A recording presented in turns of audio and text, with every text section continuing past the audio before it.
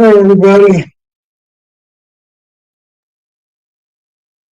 I'll get everything pinned and posted and all that good stuff. All right, the link is pinned, ready to rock. Well, I hope everybody's doing good. Got a big four people watching. Woohoo! I forgot it's the All-Star game tonight. It starts at 8 o'clock, so I'm sure it's already on TV, or maybe. So we might make it a short night, see how many people get on. I'll give everybody a few more minutes before I get rolling. But we've gotten a ton. I'm gonna get my blinds. Give me a second. Got some natural light in. It started raining about 3 o'clock, and we've had four storms roll through since then. So in 4.5 hours. Last one just ended. The rain just stopped a few minutes ago. I think we got over 2 inches of rain, up to 3 inches of rain. And the best part about it, this same exact weather that we had today is forecasted for the next 8 days. Wednesday, the 23rd, supposed to be the last day. Look at the calendar. Yeah, 23rd. So hopefully we don't get 2 or 3 inches every day. If that's the case, we're gonna have some flooding. My dry creek bed running today ran twice in two of those storms. And I think it's in my 33 years living here at this location, I think it's the first time it's ever run in July. Usually by now the ground dry as a rock, cracking, because it's all clay, it's not topsoil, so it cracks like mad. MIT, and this year, right now, the ground is soaked like springtime. It's sloppy wet, which is unbelievable for the middle of July. Um, you probably all know that my flow was horrible in April, May, and June. A little bit in June. That's actually the only flow I got was in June. Basswood trees and tupelo trees and stuff like that. Um, and clover when it started going. The turtle fern trees got 99%, I won't say 100%, 99% wiped out this year. I'm averaging 14 pounds per hive of honey. And past years, I got anywhere from 60 to 100 pounds per hive. If it was a big hive, I'd be 90, 100. If it was a small hive, it would be 50 to 70. So I always averaged around 80 pounds per hive is my average. And like I said, I'm averaging a little over 14 pounds per hive for my flow this year. It's totally horrible. 80% lost due to weather. And the funny thing about it, this year is the best year I've had. My background, all 16 hives were were big to really big hives going by the end of April. And usually our flow starts about the middle of April. So if anything, I should have all had the 80 to 100 pounds per hive if would have had a flow. The only good thing is we've been getting rain now every week, every other day, every few days. Hey, DC, hey, David Hoskins. The clover is really, really good this year, and it's still green, it's still flowering. I should take a video of all the clover just in my yard, but most of my neighbors don't spray because they're all in 5 acre lots, and it's cost inhibitive to spray 5 acres. I got one neighbor that sprays about 2 acres.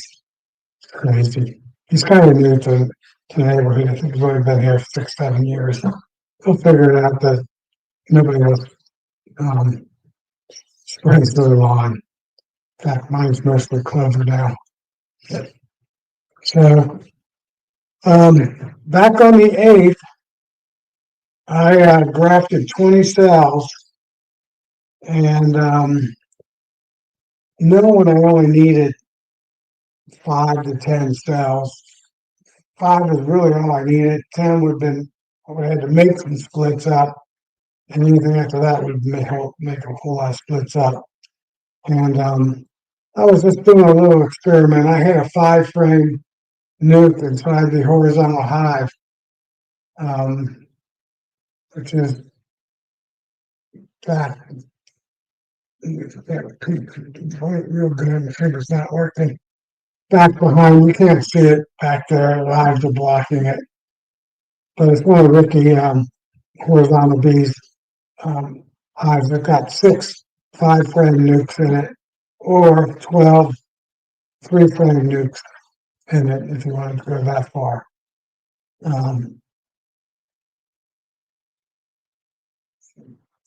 So right now I used one of those, and it was full. It was a 5-frame full, but not busting. Just bees on. There's enough bees to cover 4.5 to 5 frames, and I wasn't too concerned about getting a whole lot of queens. I really didn't need any queens. It was just extra queens in my process.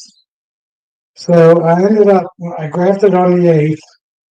20 cells. I was only going to do 15, but had such a beautiful frame of eggs and larvae that I went ahead and did 20 cells. On the 10th, I opened them up, peeked in there to see how many they started, and they started 9 cells.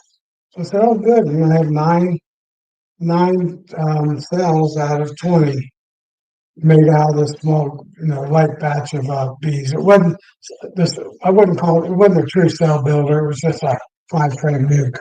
Not even one I would sell. And just enough. I would have shook it into the frame of bees to make it sellable. Flowing with bees. And I went on the 9th day, which was last Sunday. I was day number 9. And I went and pulled the frame out, and I ended up with 5 cells. So 4 cells they tore down between the 2nd day and the 9th. Well, it would be the 6th day of the process, the 9th day, when they're capped, 8th, 9th day when they're capped. So I got 5 queens in the incubator. The good news is all 30 of my hives are queen right now. 4 of them have summer solstice queens in them that I moved over to them.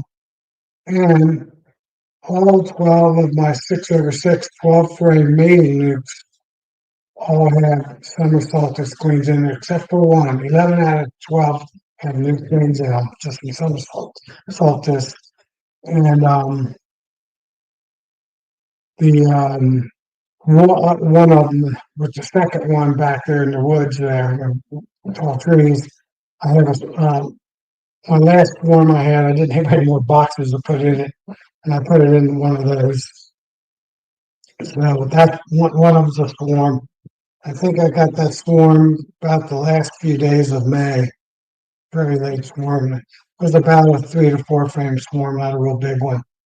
But I just checked them today, and they're rocking. They filled up all 12 frames pretty much of bees. So this would be the first time since 2000. Well, I started my bee adventure in 18. That I have queens in every one of my hives going into winter that I want to have queens in. So these last 5 queens, I'm going to put one in my 6-framer. That one doesn't have a queen. The queen didn't make it. And I did my cutting all the cells out from my 4 hives, 3 hives that swarmed, 4 total, but one was more typical in May. The 3 that swarmed in June, middle of June. So I cut 21 cells. That's how I was able to get all these queens, because 3 hives swarmed and I was able to cut cells, and about 70% of them emerged out. So I did a small graft. I have a queen for my 6 framer. I have 2 in the Ricky's horizontal hive. I got 2 5 framers in there without a queen. So that's 3 queens. And I have one of those boxes have 3 frames in 3 different ways in one deep box, 3 by 3 mating nuke, 3 frames each.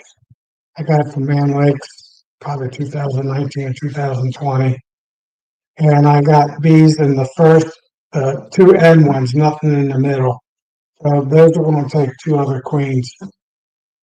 Today, 2 of those hives of my 12/6/6 did not have a queen, but my 2 4 framers that I have in the woods had a queen. One had a queen for like 2 weeks ago. Another one had a queen just this past week.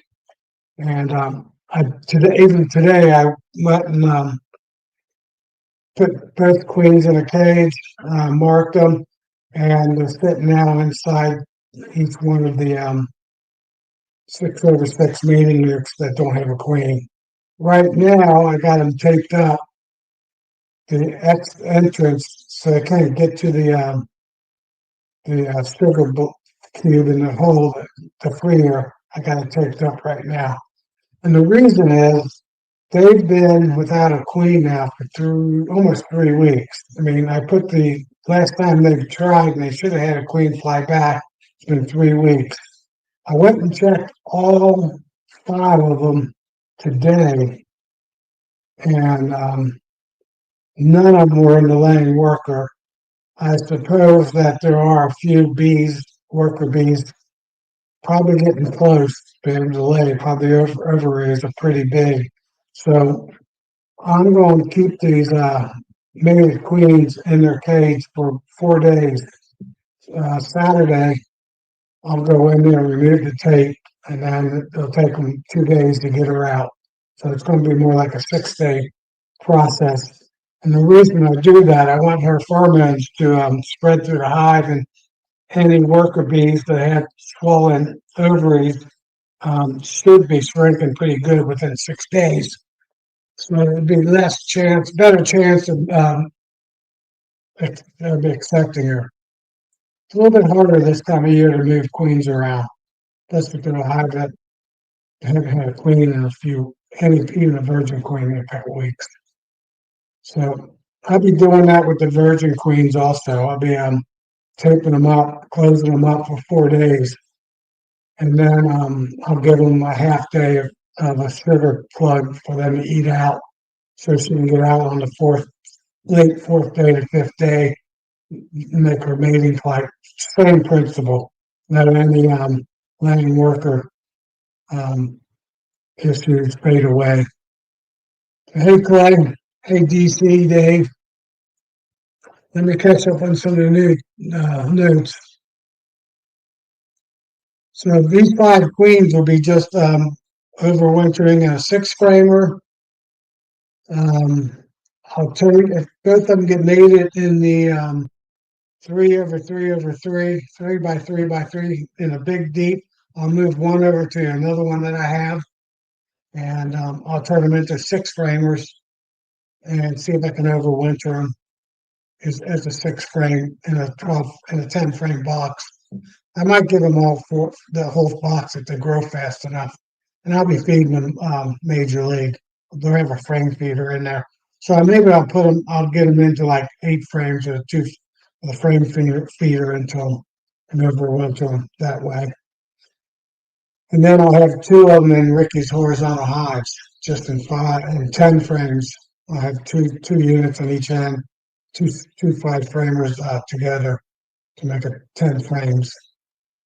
And these will all be extra queens just for any losses for overwinter time, if they make it through. So I'm in really, really, really good shape for overwintering. With the hives I want and have backup hives if I lose any. My goal this year is only to lose 1. maybe none, less than 3. 1 is my goal. So I haven't fed them yet. I still, actually, I still have a super on the 16 that you see in my background, and the 5 behind my barn I haven't pulled yet, and the 7 hives are in my big horizontal hives in the back. I haven't pulled that honey yet either. And the reason is my best flow for the year has been this month, the month of July. I checked 3 days ago. Hey Keith. Hey, Gunline Bees. Tim and Hannah. Hope everything's good. Um, I checked the ones I put back on when I pulled the honey a few days before the 4th of July, July 1st, 2nd, something in that ballpark. Um, they already had 1 frame and the super filled out. It was wet, it wasn't capped or nothing, but it was wet. So that would equal how much honey, close to equal how much honey I got in the spring flow. So my July flow is just as good or better than my spring flow. So I'm going to keep them on to until the goldenrod and Esther starts blooming. As long as it keeps raining and the clover keeps blooming, um, I'm going to keep them on and see if I can get that super filled up with clover honey. Hey, Darren. Hope everything's good. And Clay, I think I said hi to Clay already. Yeah. See if I make sure I don't miss anybody. So that's an update on all the properties. Oh, and I still got my 3 hives over my second yard, and I did back of first week of July, that same time frame when I pulled the honey, I moved 3 hives over there and did 2 splits, walkaway splits basically. But I walked away to not the queen. I kept the queen in the box and just made splits with good frames of open brood eggs and larvae. And basically a whole 8, these were 8 framers, so I made them into 10 framers and made the splits out of 6 framers, 8 framers I need. So I got 10 and 8s in that yard. So I have to go, I'll be checking those um, at the end of this month, probably about this. I'm going on vacation the 29th of July. So I'm going to miss that Tuesday, the 29th. I think that's a Tuesday. And it's Wednesday with Nancy, the 30th. Head down to Gatlinburg, my wife and I, just for a little bit. So if one of those 2 queens splits did not make a queen, one of the queens out of the 5 that I have now will go over there and get those queen right. So I have 5 possibilities on my property and 1 over there for them. So I don't have to make any more splits, which is the good news. I already got them all created this month. That kind of works out perfect. I'm kind of glad I only have 5 cells, because if I had more, I'd have to be making splits. And I'm done. I'm done for the year making splits. At least that's my game plan. I'm done grafting. So when these last 5 emerge out on the 20th, I'll be, putting them in my splits. So that's the update on that. And I talked a little bit to summer flow, so everything's really good on that. I mean, like I said, clover is the best I've ever had. It's great. I'm looking at it right now out my front window. It's really good. And the funny thing about it, my wife's not too happy. A month ago, I bought some herbicide that doesn't kill clover, and it really doesn't kill soybean, and it doesn't kill clover. And it said it listed all the broad weeds that it kills, and I had a lot of creepy Charlie growing around. A severe case of it in my yard. So I sprayed this down on it, and first time I used it earlier in the year, I followed the instructions, and it didn't work. It didn't kill anything. So I went and made it 1.5 times stronger than the recommended usage, and it killed all the creepy Charlie. It's done the clover, slowed it. It stopped it from blooming for about 2 weeks, maybe 3 weeks, 2.5 weeks. But now it looks great. But it killed all the weeds. It also killed all the grass. So right now, the only thing I got my yard, there's brown parts and there's real green clover parts. So my wife's not too happy that I killed all the grass. But the clover looks good. So it's kind of funny. Uh, that's pretty much updated what's going on. One other thing is, you guys know, and you can see in my background, that I changed all my bottom boards. We're all solid bottom boards now. And I do that more for winter time, overwintering. We get a little hot. This year is not a hot year. They're bearding a little bit here and there on some days, but that's about it. That's just my biggest hives. And I also changed the entrance to be the warm way, where the bees go into the frames parallel versus long way. And my bees are healthier this year and look better than I've ever had by far. Every hive is healthy as can be, and looking really, really good. And it's been 7, 8 months. December, November was the last time I treated with acylic acid paper. So been 7 months, 8 months. The last time I've used any chemicals in the hive, and I don't plan on doing any of them. I will do sometime in end of September. I'll do a little video of all my hives and all the status and the healthiness of all the hives. Not treating, and just going with really good genetics for my bees. So I got my friend Mike Nutter, who has about 7 hives. He's really close to me, like half-mile away. He's on the next ridge. I'm on the second ridge. He's on the third ridge, from the Ohio River. And he's got 2 of my good queens that I gave to him. And he can't believe how good they are. How good they are of making brood and not having mites. When he did mite checks just a couple weeks ago. So that's good news. So I got him on starting on this. I'm not having to treat his bees. And if I only lose 1 or 2 hives this winter without treating my bees, I'll be advertising that I'm putting on my label. These are treatment-free honey, treatment-free nukes, completely treatment-free. So I was surprised how many other beekeepers around my area that don't treat anymore either. They're just seems like a lot of people stopped treating the last few years.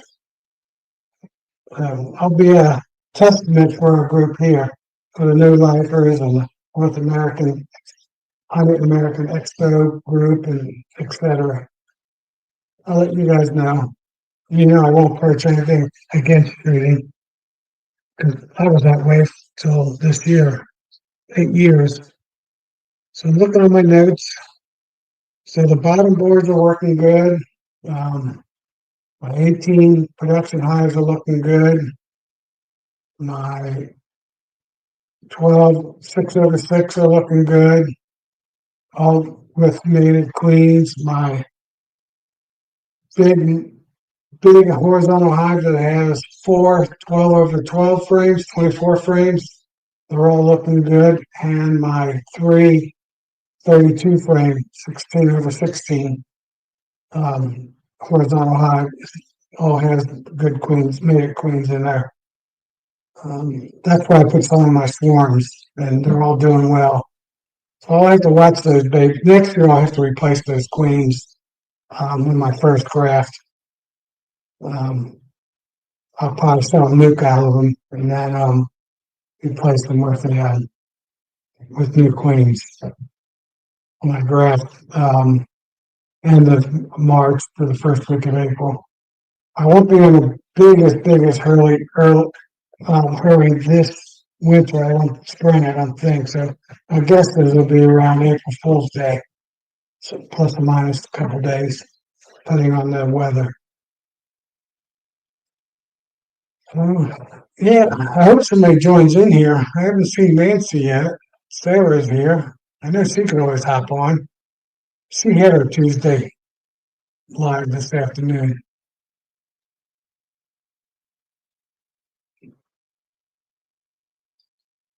So that's an update on what's going on with me. The Apairy hive over here is looking good. I checked on that actually a couple days ago. That's the one I stole a couple frames from to make up that little 5-framer. So I weakened it a little bit, but it'll be fine. Hey, Philip, and 2/3 of my hive queens now are semi-dark to dark queens. So my 5 hives that I got from Cayman that were Corey Stevens / Chris Warner nukes. 2 of them were semi-dark queens, and 3 of them were look more like Italian queens.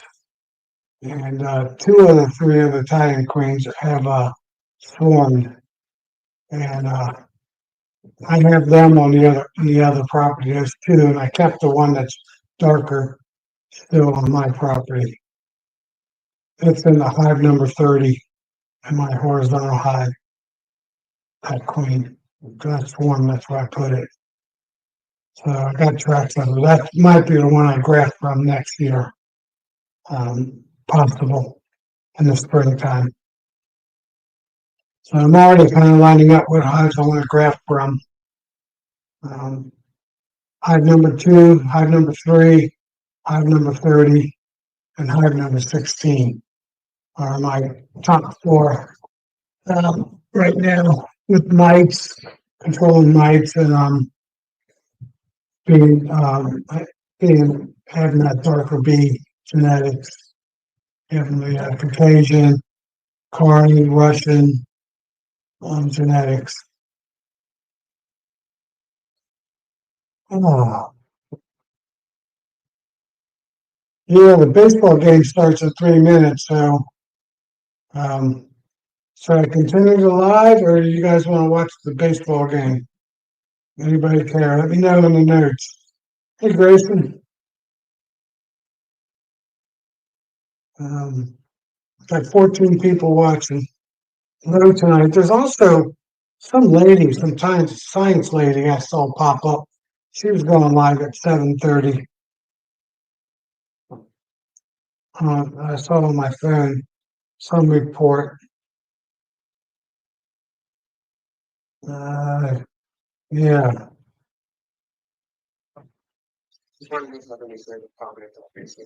Yeah, I got up right now. I can see who it is. I can't tell. So somebody else that's got 2 scientists or something got something going on. So I guess I'll keep going. We got 2 that dropped off because of baseball. All-Star game. Got 2. I got the Reds on. There's 2 players, a pitcher and a shortstop. Maybe All-Star. Our stop guy, Cruz. He's pretty good. He's a little So this is his second year. He made all kinds of records as a rookie. And he covers so much territory that he makes a few more errors than typical because he's getting the balls and making throws. Hey, Pennsylvania, you there? Hey, can you hear me? Yeah, I can hear you now. Okay, good. Had the Halloween stuff already. Well, I was trying to find something else to put up there. Um, I didn't want to have my face up there because I may have to move my truck a couple feet. So, see, you know what I mean? Yeah, I'm gonna make you a little bit louder. You're not real loud. I think you're So good you need me now. to talk? You need me to talk louder? Well, that's perfect there. I'll talk this loud. Are you out on the road? I'm on the road. I'm working. Yeah, but I'm not driving because obviously I can't be on your show and drive at the same time, right? Some people do. They do it Uh, through Bluetooth and that. Oh, okay. Well, I didn't know. I'm not sure the legalities of all that. So, Yeah. with the So you're out in your DOT and all yard. that. Right.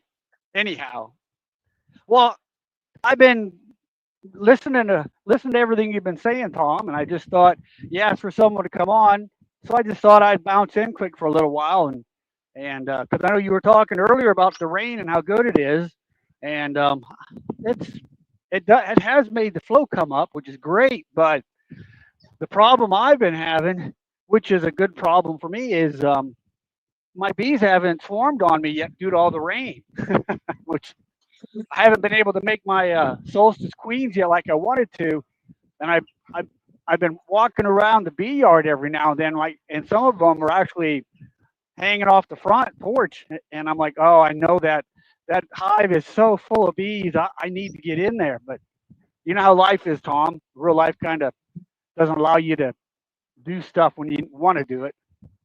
Yeah. Well, I'm finally to the point where I'm retired now, so I have a lot more time to manage my bees. And I think that's one reason why I got queens on all my hives now, and they're all in pretty good shape.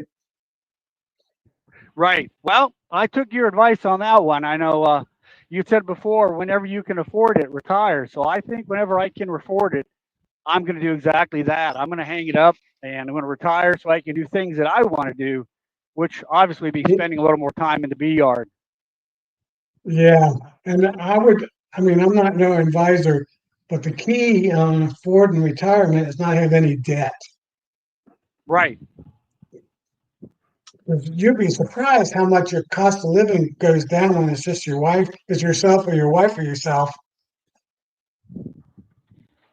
It doesn't take that much. That's including taking a nice vacation every year. Well, that's So, what I'm going to try to do then. I'm going to, like I said, follow your advice.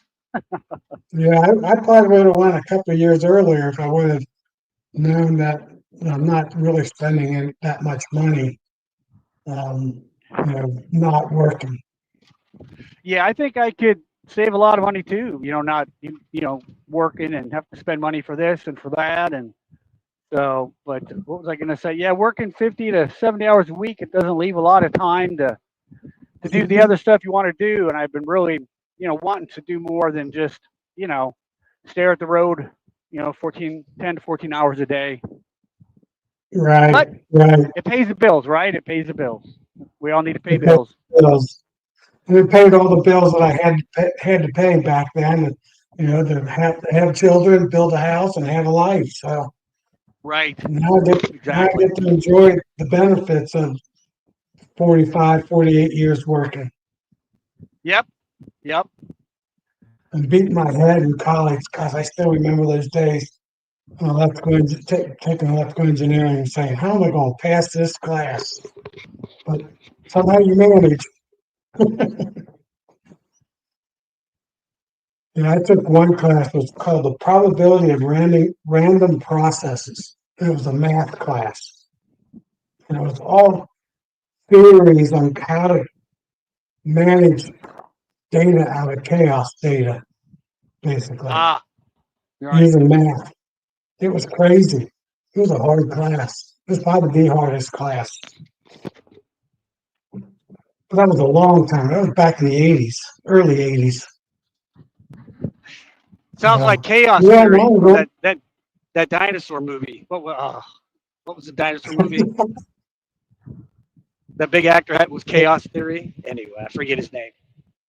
yeah, uh, yeah, I forget too. But you said Hey, chaos, so that Randy, made me think of Chaos Theory. Anyway, yeah. So I'm glad that somebody's on here. That makes a little bit conversation a little bit better. Hey, Matt and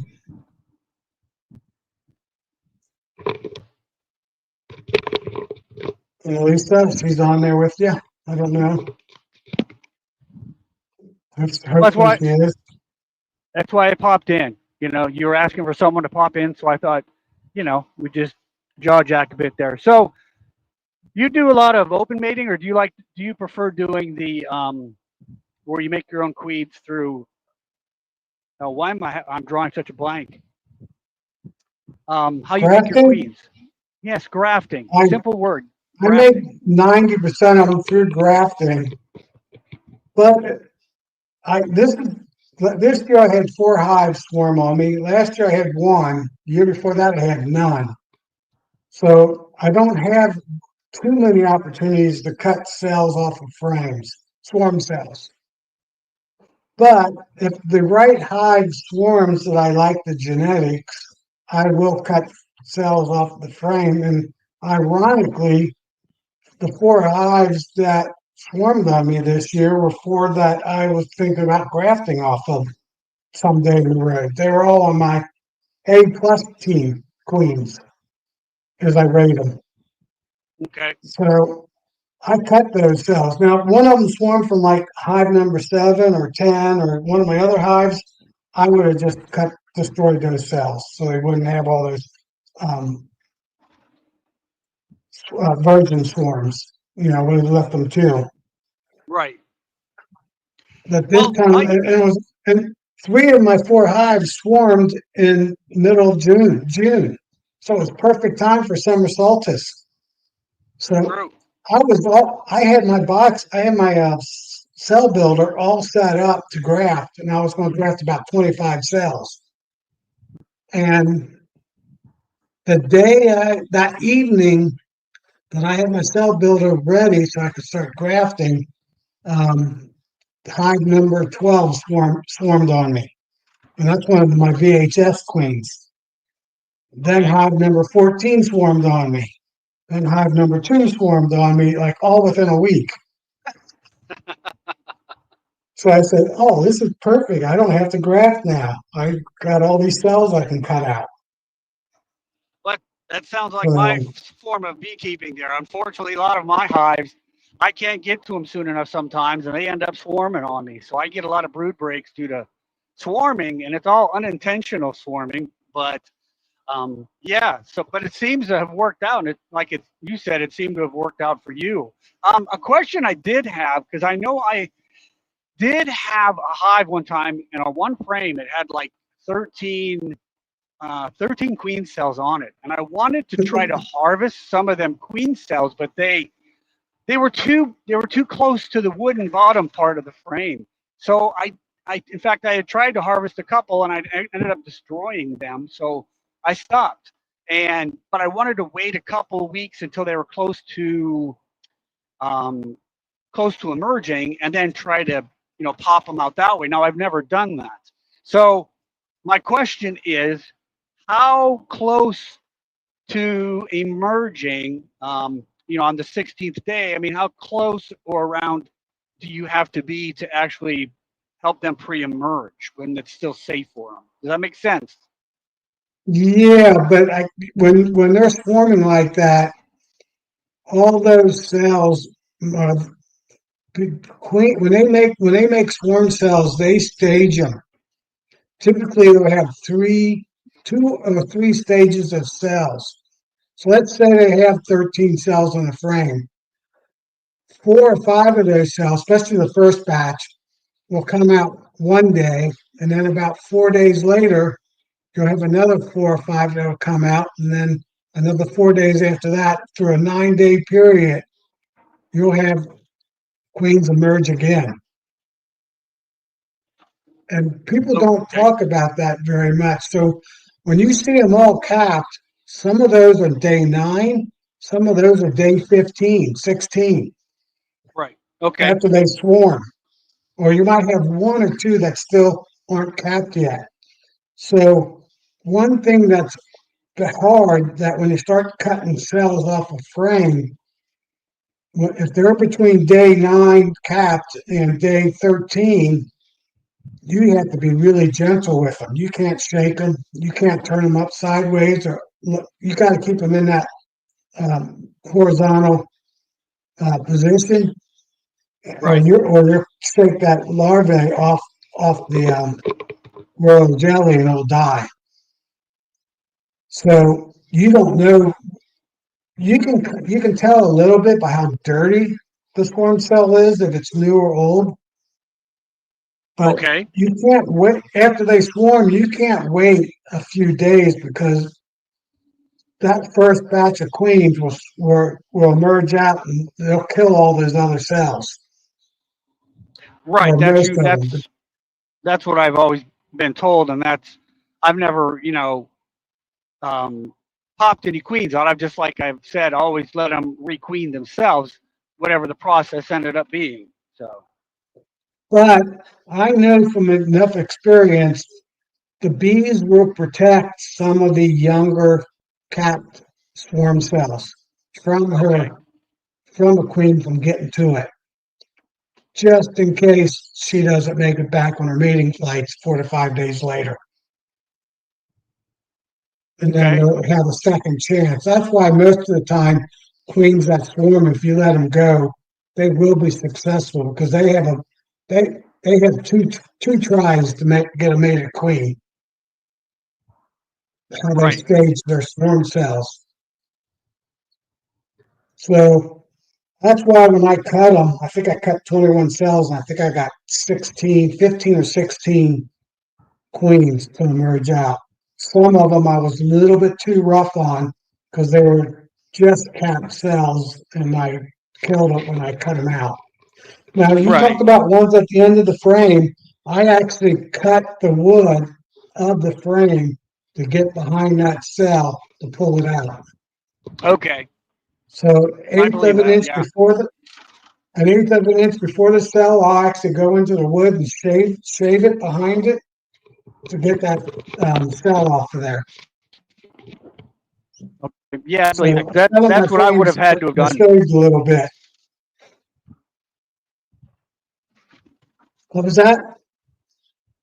No, I said that. That's what I've had. I mean, that's what I would have had to have done. I would have had to gouge out the frame a good bit to get to try to harvest the queen cells, and that's I Right. didn't do that. I actually like them that way, because it's easy for me. It's easier.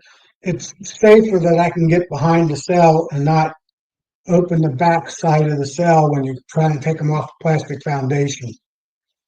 Okay. Well, I just thought maybe you had some of them early, or somehow you'd pop the end of it off. I thought I'd heard you say that, and I know I saw Mike Berry on one of his videos. He did something similar. He took and opened it up and then let the queens crawl out, and I just wasn't quite sure how soon you could do that, how far along they had to be to do that, and I thought I had heard that you had done that, so I was curious if you knew how to gauge the queen cells, because I was going to try to do that, but once again, work got in the way. I couldn't get out there. Um, I think I had a swarm going on at the time. I had to take care of it. So anyway, Right. As soon as I see them swarm, I try to get in that hive that same day or the right. next morning. Um, and I now cut all the cells, knowing that some of them are really day 9, day 10 cells. And I just try to be as gentle as I can be, cutting them out and handling them and getting them Okay. in my incubator. I mean, I'd rather have that risk of me versus of me losing all of them, because one of them hatched out overnight, and destroyed all the other ones or most of the other ones before I got there. Another question I had about queens. Um, I thought I saw somewhere, and I may have just been, a fake video, but somehow where some people were leaving them in their easy newt cages, on the frame and leaving them in there over winter, like a group of them over winter, and letting the bees feed them all winter long. Have you ever heard of anything like that? Yeah, there's some of the commercial beekeepers, some of the bigger people have been doing bees for a long time will bake mated queens over for a whole winter. Most of those people are down south where their winters are only like a month long or 4 weeks Okay. long, 3 weeks long. Okay. So That makes more sense. they're not banking them for 3, 4 months like we have, 5 months like we would have to. That's what I was wondering. I thought, my lord, that's a long time to bank queens. I mean, it could work. It might work, but at the same time, I just thought that was way too long to bank mated queens. But at the same time, I guess they kind of do that themselves during the winter. I mean, like a really cold winter, they don't lay brood, so they're just hanging around. You know. Yeah, but we have cold winters here. I mean, we had minus 14 one week. It didn't go above 32 Right. this past winter. And Right. This winter the was only really part of that brutal. hive that's warm is inside that cluster. And outside that cluster, it's only 50 degrees, 48 degrees. Right. Because when they overwinter those queens, my understanding is they put a queen excluder up above them, and those queens are sitting on top of that queen excluder. Then the inner cover, and then the insulation and all that. But Okay, that's interesting. yeah, so when they start out for us, if they start out in the winter time, those bees aren't up the top yet; they're down at the bottom, starting their process up. And we'll have cold spells where I would think those queens would die because it got too cold, and those bees were still down, you know, 2/3 away in that bottom box going into the second box. There's still Right. 4 or 5 inches between the cluster of bees and the queens up above. Right. Yeah, that was my worry So, about trying to do something like that over winter. Is that during a really cold spell, they all bunch up, and the banked queens may not be close enough, or in the nest, and they may right. have they perish from being too cold. So that's why when I heard someone was doing that, I was like, well, that sounds a little far fetched, but I guess down south, like you said, where the winters aren't quite as long, I could see where that's more feasible. Yeah, yeah. I've only baked queens, like I said, I do 4 days, maybe a week, depending on the situation. Hey, Todd, what you cooking, Todd? Probably cooking something. It's probably a little early for him to be cooking. But yeah, I think that's more of a southern thing, overwintering queens. I don't see how you could do it in the cold regions. Right. Uh, I mean, I'm kind of banking these queens that I just moved today for 4 days because I got them taped up where they can't eat the way out, eat the candy out, just just because they might be into the laying worker mode slightly because of my timing. I I didn't tell you, but I tried to graft a week before this graft in a different cell builder, and they didn't make any cells, but they had no queen, which I sometimes that happens. It was in my 6x6, and that queen didn't make it. The only thing I can think of is they thought maybe that queen was still going to make it on her mating flight from one of the cells, and it doesn't have, yeah, as of today, when I checked it, it didn't have a queen. So they're getting one of the virgin queens on Sunday, that 6 framer. So I didn't want to Okay. use that one. So that's why I made this other 5 framer one real quick. And it didn't have enough bees. And I was afraid to shake any bees from the 6 framer into the 5 framer because of Yeah. that reason they didn't make any cells. So that's one reason why I didn't get 20 cells or 10. I had 9 cells. So typically I would have moved those 9 cells into my finisher. But this was my last graft of the year. And like I said, I have queens for all my hives and I want to have queens. So these are all extra hives, queens. And all but one, because I want to have 5 frames over my other property. And I don't know if those 2 splits made were both successful or not. So I might be 2 queens short or 1 queen short or no queen short. I don't know yet. But Well, you could always still just try to make a queen, like the quick and easy way. I love my favorite part of You know what I beekeeping is mean? And making virgin queens, grafting and making queens. I, I could, if I was younger, if I would have started this in my 30s or 20s, I probably wouldn't want them. I probably would have been a beekeeper that crafts 1,000 queens a day, or hundreds of queens a day, 1,000 a week. oh wow, I right, mean, that's my right. favorite part of beekeeping. I love watching virgins emerging out of their cells in the incubator. Um, I got it down to within I've never got 4 hours when those queens are going to be emerging. Pretty close. okay. Because Yeah, listening to one, Charlie and you guys talk, it sounds like you got to be careful how long you leave them in an incubator. no, well, after they merge out, I Yeah, they need fed my or something. goal, Yeah. well, yeah, typically a virgin queen when they emerge out of the cell, the wings aren't developed. They can't even most of the time they can't fly very well. They might be able to fly a little bit. Their wings aren't developed, and they're not. They can't even mate when they're get mated when they're merged out of the cell. It takes them 4 to 6 days to emerge to physically. They actually grow probably a third bigger. They probably almost double in width. I mean, 50%, 70% wider um, during that first week. Then they make their flights 4 to 6 days later after they emerge out of cell.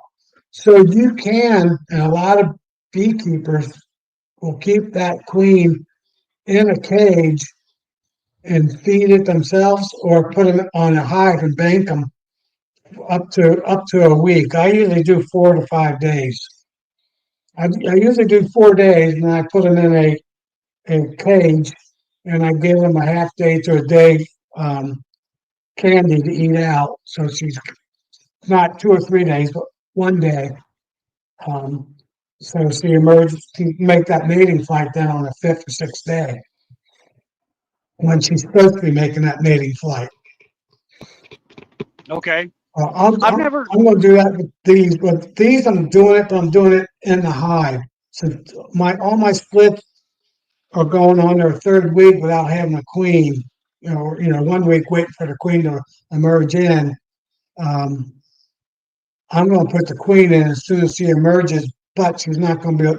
She's going to be stuck in that cage for 4 days before they even get a chance to eat the candy out, just to get that ferment, just so they can feed her, and get used to her.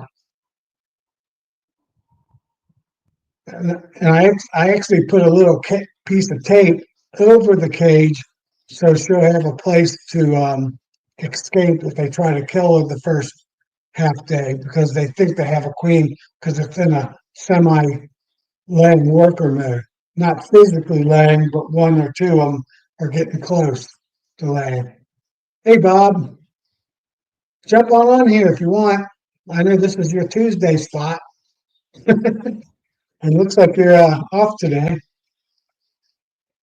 So, hey, Rodney, and a little more. Yeah, so you can do that, and I'll be doing that on these 5 queens. They'll be going in um, on Sunday morning after church services, Sunday afternoon. Um, they'll be going in the hive, but for 4 days, till Thursday or Friday. Then I'll take the tape off, and then they can release her within a half day to a day. So she'll probably make, if I do it in the morning time or do it in the evening time, she'll be making flights that following day or that same day as she gets released. But typically, I'll put them in at 8 o'clock in the morning, and by 10 o'clock, she'll be flying, getting mated. The days that I let them start eating the candy out. It'll be that quick. She'll be wanting to get out, and the bees will be wanting to get her out. Right. You know, Well, grafting's never I been don't, my thing. I've never done any grafting. I really don't. When I listen to you guys talk about grafting and all that, you kind of a timing has to go on, and you have to be there. You have to do things at a certain time, and you have to make sure you get them into the hive at the right time to manage them and well, get them built up. there's Your tricks builder about hives. there's tricks on that. In fact, I kind of disagreed with Charlie 100% actually. Um, when you set up your cell builder, well, first of all, it's best, you'll make better queens if your cell builder is the same bees, the same hive that you're going to graft from, the same queen. Somehow those bees know that it's still her eggs that you grafted from, and they make better queens. I don't think I've ever read any science on that. I don't even know if anybody's even done a science on that, but I've talked to other people who do a lot of grafting, and they say the same thing.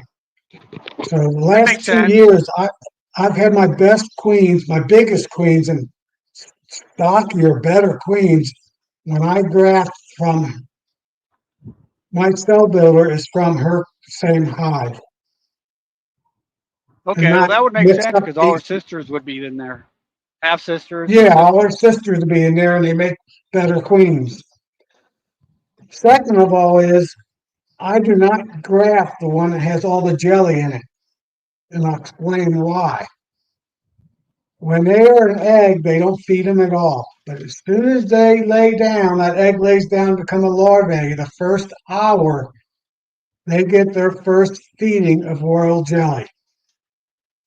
So when they're 2 to 4 hours old as a larvae, that cell is not full of royal jelly. In fact, it has very little royal jelly in it, just a little bit, because it's just a really little larvae at that time.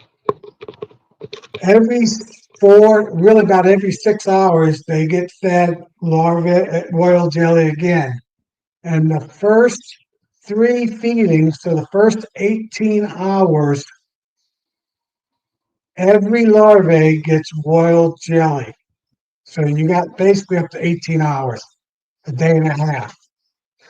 Those are the ones that Charlie are grafting because they have the most royal jelly in them. 18-hour-old to 24-hour-old larvae, 1 day old larvae. You can't see them because they're still pretty small because there's a lot of royal jelly in there. The fourth feeding, they'll be getting a small mixture of pollen in them. And then the fifth, sixth will be more and more and more. And by, up to the third day, it's getting a lot of pollen. That's why after 24 hours, 1 day, the second and third day larvae that they can still make queens out of aren't as good because they started the process of feeding them with some pollen. I grafted on the second, I graft on the first 6 hours of that larvae being old. And I can do that because when I go to graft out of that same hive, I'll go into that queen, I'll find what frame that queen is on, and I'll pull the queen frame next to her away, or an outside frame, and I'll make a gap there where the queen is, right where the queen is. And I'll take one of my grafting frames, not a grafting frame, one of my frames that I like to graft out of. One of the ones that got semi-dark comb in it. It's a beautiful beautiful, perfect comb frame. And I'll put that in 4 days before I'm going to graft, right next to where she is, laying the frame that she's laying on. So when I graft, I know what frame I'm pulling out. And 9 out of 10 times, that queen is still on that frame. That when I go to brush all the bees off, I actually pick her up and put her on the frame that she was on 4 days ago.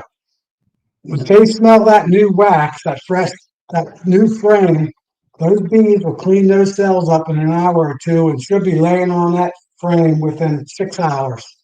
I mean, she'll go on that frame right away and start laying on it because it's a brand new frame with no food, no nothing on it. And 4 days after that, you'll have a frame, the whole center of it will be less than 1 day larvae, and then the whole outside of the frame will be eggs. 2/3 of it will be eggs. But I'll have a spot that big in the center with perfect larvae. And right in the center will be like with all the royal jelly in it that Charlie talks about, but right on the outside, there'll be a band 1 to 2 inches wide that are anywhere from 2 hours old to second feeding, 12 hours old. So I graft those larvae that it's somewhere between the first feeding and 6 hours later, the second feeding. And there isn't much royal jelly on it, very little. And that larvae is just slightly curved. It's on sometimes I grafted a couple this last time that were still half eggs, half larvae. Um, they were just bent a little bit, but laying down and put those in the cell. So I know that all my larvae that I grafted, those 5 cells, are within 6 hours, basically within 4 hours of when they're going to be emerging out of that cell. So they're all Okay, coming well out that's basically within the same time. some good That makes information. I sense? know. Yes, that makes good. That sounds really good. I know. I've heard that you're supposed to not graft egg larvae, excuse me, that are more than 12 hours old. So that's uh, that's good to know what you just said. Yeah, because 12 hours are still 100% royal jelly. Third feeding, 18 hours, you're probably still safe, but they might, bees are bees. They might start putting pollen in even on the third feeding, depending on what the temperature is and how fast that larvae is growing. But you're always safe on the first 2 feedings of being nothing but royal jelly. Maybe So, someday I'll get yeah, it. I'll give that a try then. But the way things are right now, I don't have time to spend that much time, making queens. So next couple of years, I'll just let them do their own thing because I'm not a 50-year-old young pup anymore. neither am I. I'm 64 now, so I have cheaters. I have 5 big lights that shine down on my grafting frame. Then I still have a flashlight, and I put glasses over my glasses to magnify it even more. I bet that's what I would have to do. Yeah, but it works. I'll do a video on my grafting table. Nothing fancy, but I do have it lit up like a Christmas tree. Yeah, sounds good. You should. You should do show us grafting a little bit. It doesn't have to be long. Just you know, Right. that'd be very interesting. Yeah, actually, I'll pull a frame out that has eggs on it. Probably that same frame I just grafted on because it'll be on the other side. Um, what age larvae I picked from and why I picked that larvae. And you'll see that you can see the larvae really well because there isn't that much oil jelly in it. One feeding, which isn't much. So if you're pulling those ones that's full of royal jelly, yeah, they're easy to get out because you can go underneath it because the larvae's floating in it. They're kind of like swimming in it, floating in it. Um, but that's a 12 to 18 hour old larvae, and probably not the best queens. It might be why his queens only last 1 year, and they died out the second year. Maybe because my queens were rocked probably almost 3 years, 2 years to 3 years. But I don't let them. I replace my queens, most of my queens every year. I try to. Okay. This Yeah, is I my know a last lot of year. commercial. Go ahead. A lot of commercial beekeepers, that's their practice. That way they can maintain the amount of bees in their hives, and they can maintain their honey flow by having more strong hives, by having a young queen in there, and she's just laying and laying and laying. Yeah, So they need and consistency. if you do proper space management of your hives, and you got a brand new queen that has not gone through a flow, so that's why there's summer solstice queens because they're not in a flow like the springtime. They will not swarm as long as they got room to lay eggs. So got them in a double deep or whatever, they will not swarm. Now, if you got them in a nuke and you kept them too long, they're going to swarm because she's got all 5 frames laid up. Right. That's what I'm afraid of now. I'm afraid some of my queens and their nukes, and they're going to want to start to swarm on me before I can actually put them into a bigger box. But say la vie, it happens, right? It's beekeeping. Right. That's one thing good about doing summer solstice queens. My queens just got mated here this past week, and these ones that right now won't get mated for another. They'll be merging out on the 20th, so they won't be flying till the 25th, around the 25th to 26th of July. So they won't have time.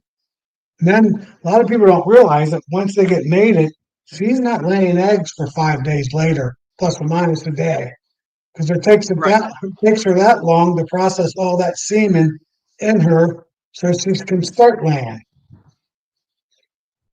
So she won't be laying until August, well, till the end of July, 31st or first day of August will be the first eggs that she'll lay out of those 5 queens if they make it back from mating.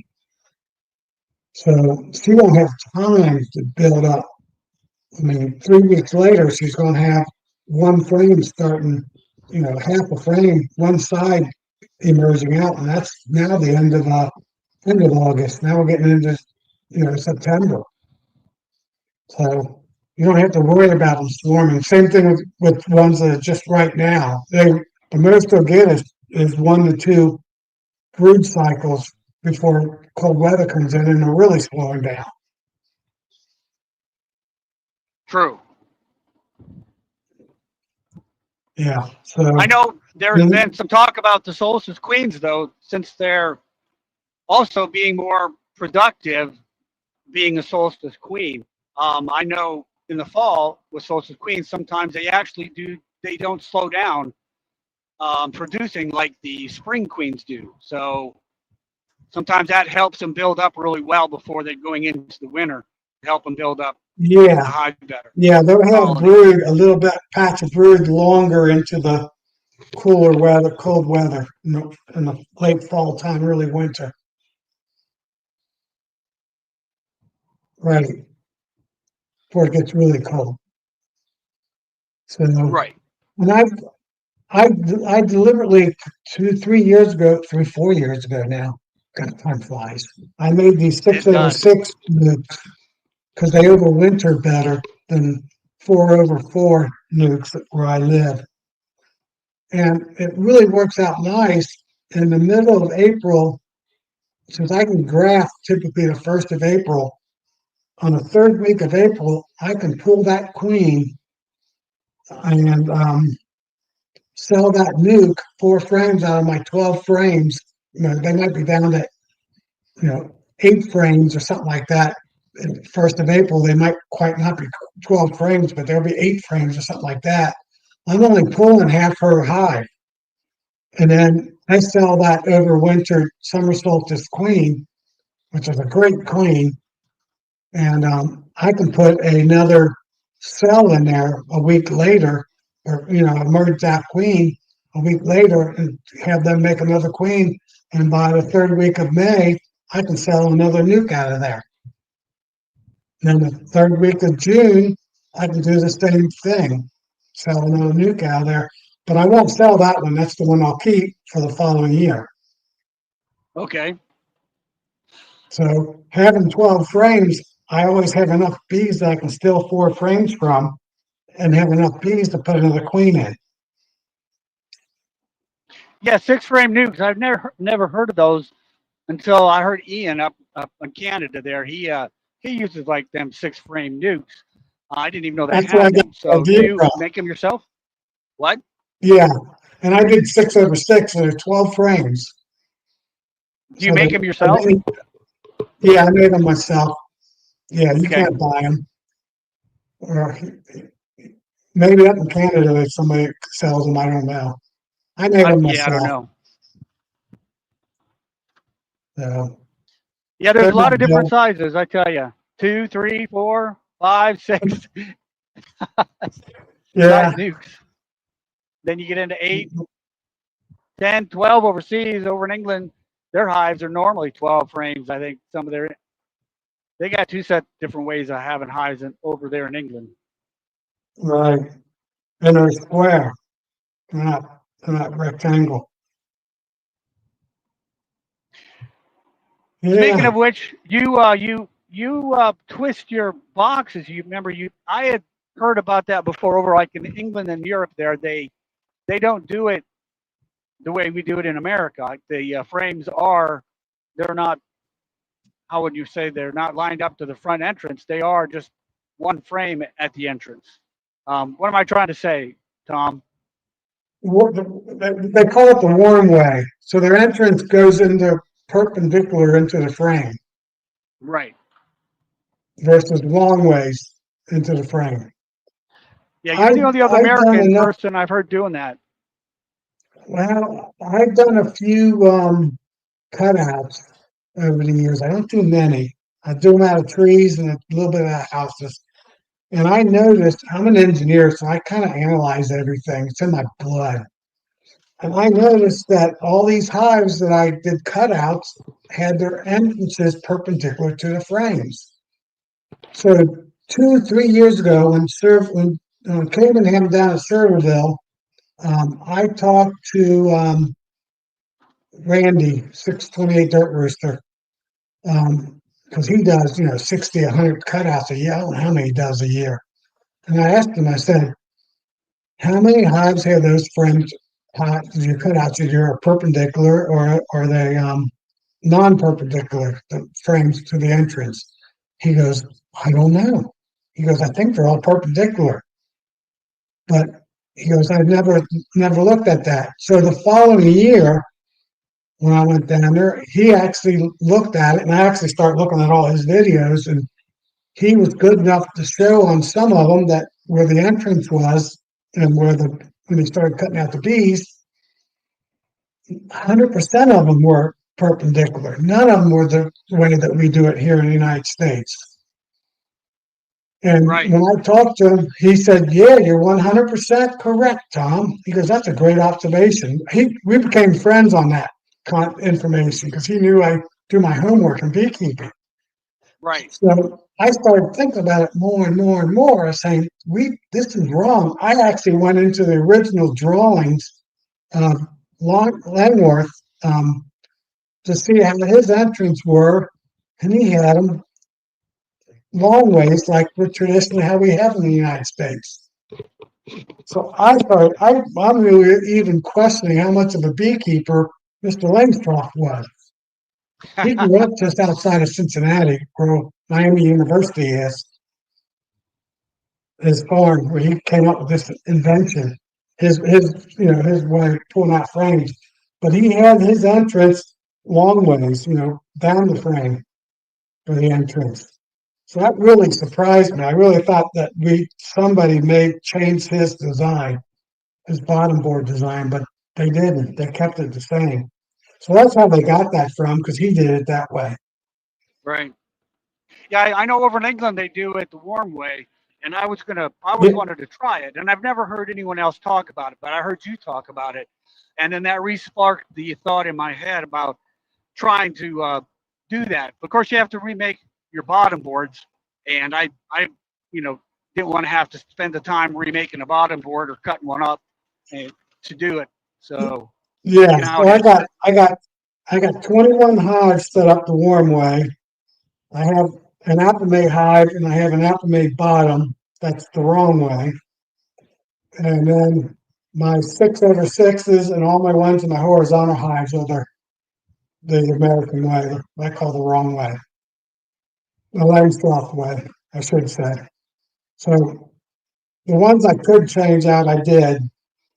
And I haven't done them yet on my 6x6s, and I don't think I'm going to because I'd have to make, the only problem is going long ways is now my stands have to be longer to have the same amount of hives because they take up more room, putting them pretty close to each other. Right. But I think my I hives keep are mine a little healthier farther this spaced year. out. I've never had them close together. I got mine about 6 inches apart, but my entrances are in the center of the box, and they're basically 30 inches from hive to hive. So I prefer 36 inches, 3 feet, but right now I'm at 30 inches. Hey, Lee. Oh, let me do something. Before you go on, I gotta change. There we go. I got Lee's hat on.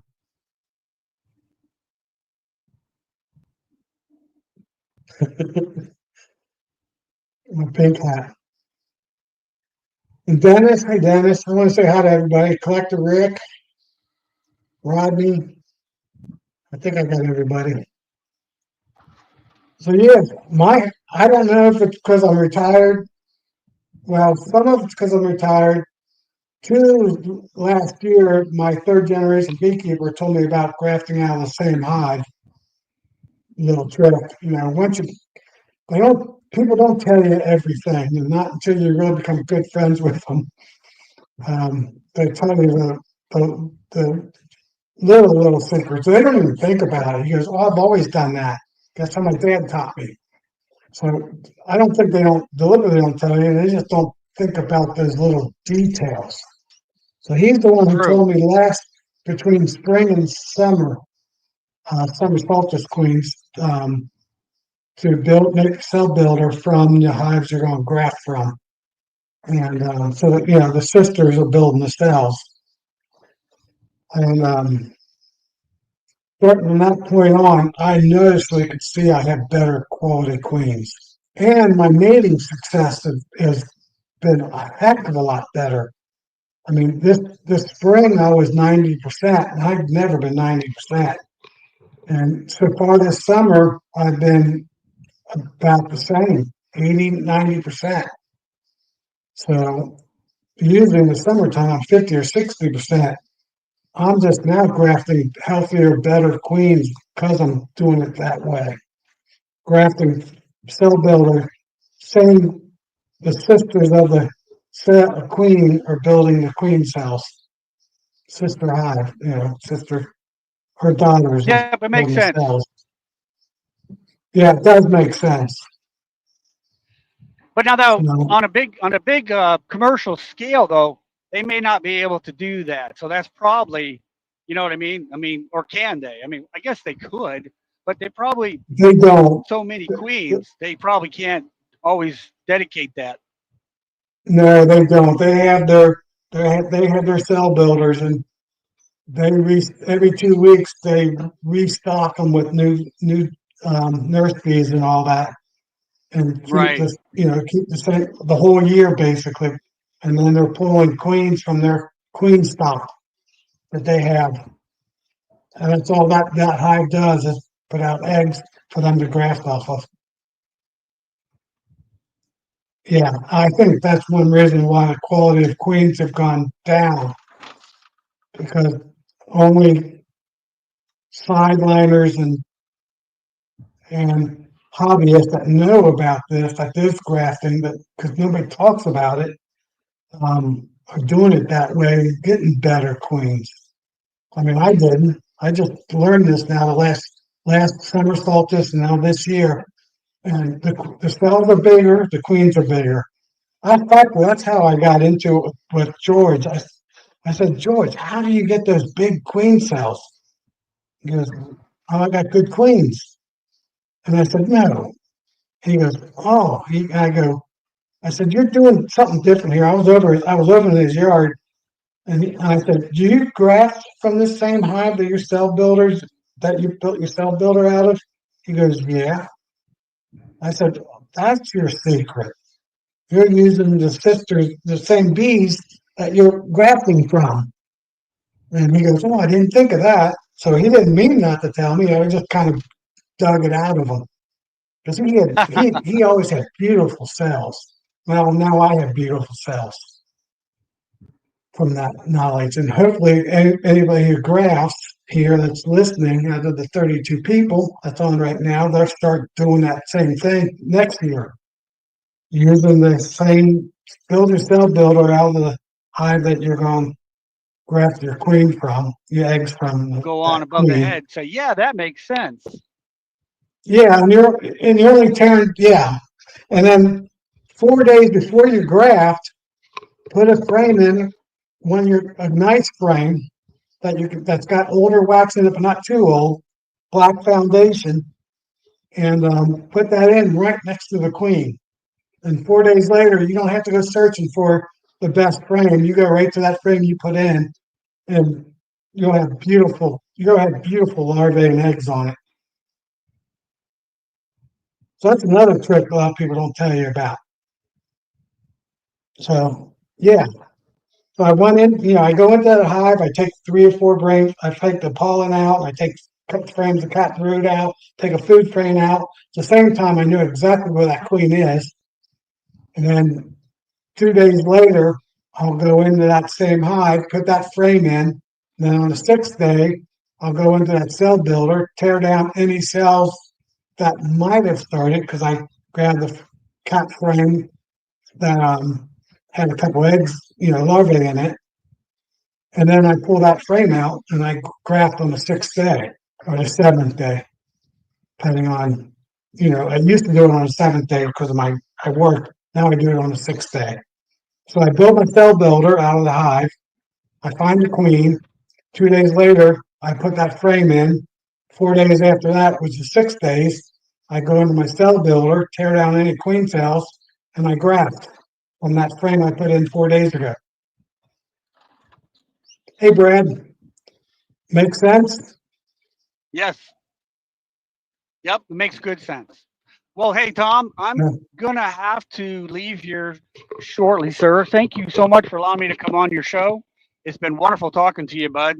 But I'm going to have to, Yeah. I'm going to have to do some work. So I'm not going to be able to be on the phone. I don't want to leave you hanging there. Yeah. So good questions too. okay, You got me on a whole nother subject. And it's an important subject. Well, thanks. All right, Tom. Well, you take care. Everyone on the channel, y'all take care too. We'll talk to you later, Tom. All right. Bye-bye. Bye. Hey, anybody else want to talk about something else? Send me a question. I'll see if I can answer it. But yeah, I was stunned how big my cells are and how much physically bigger the virgin queens are when they emerge out of a cell. I mean, it's noticeable doing it that way. And it makes my grafting so much easier putting that frame in 2 days afterwards, pull it out on the 6th day, 4 days later. It has all that perfect larvae on it. You graft really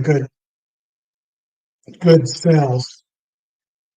Oh, it's Joey.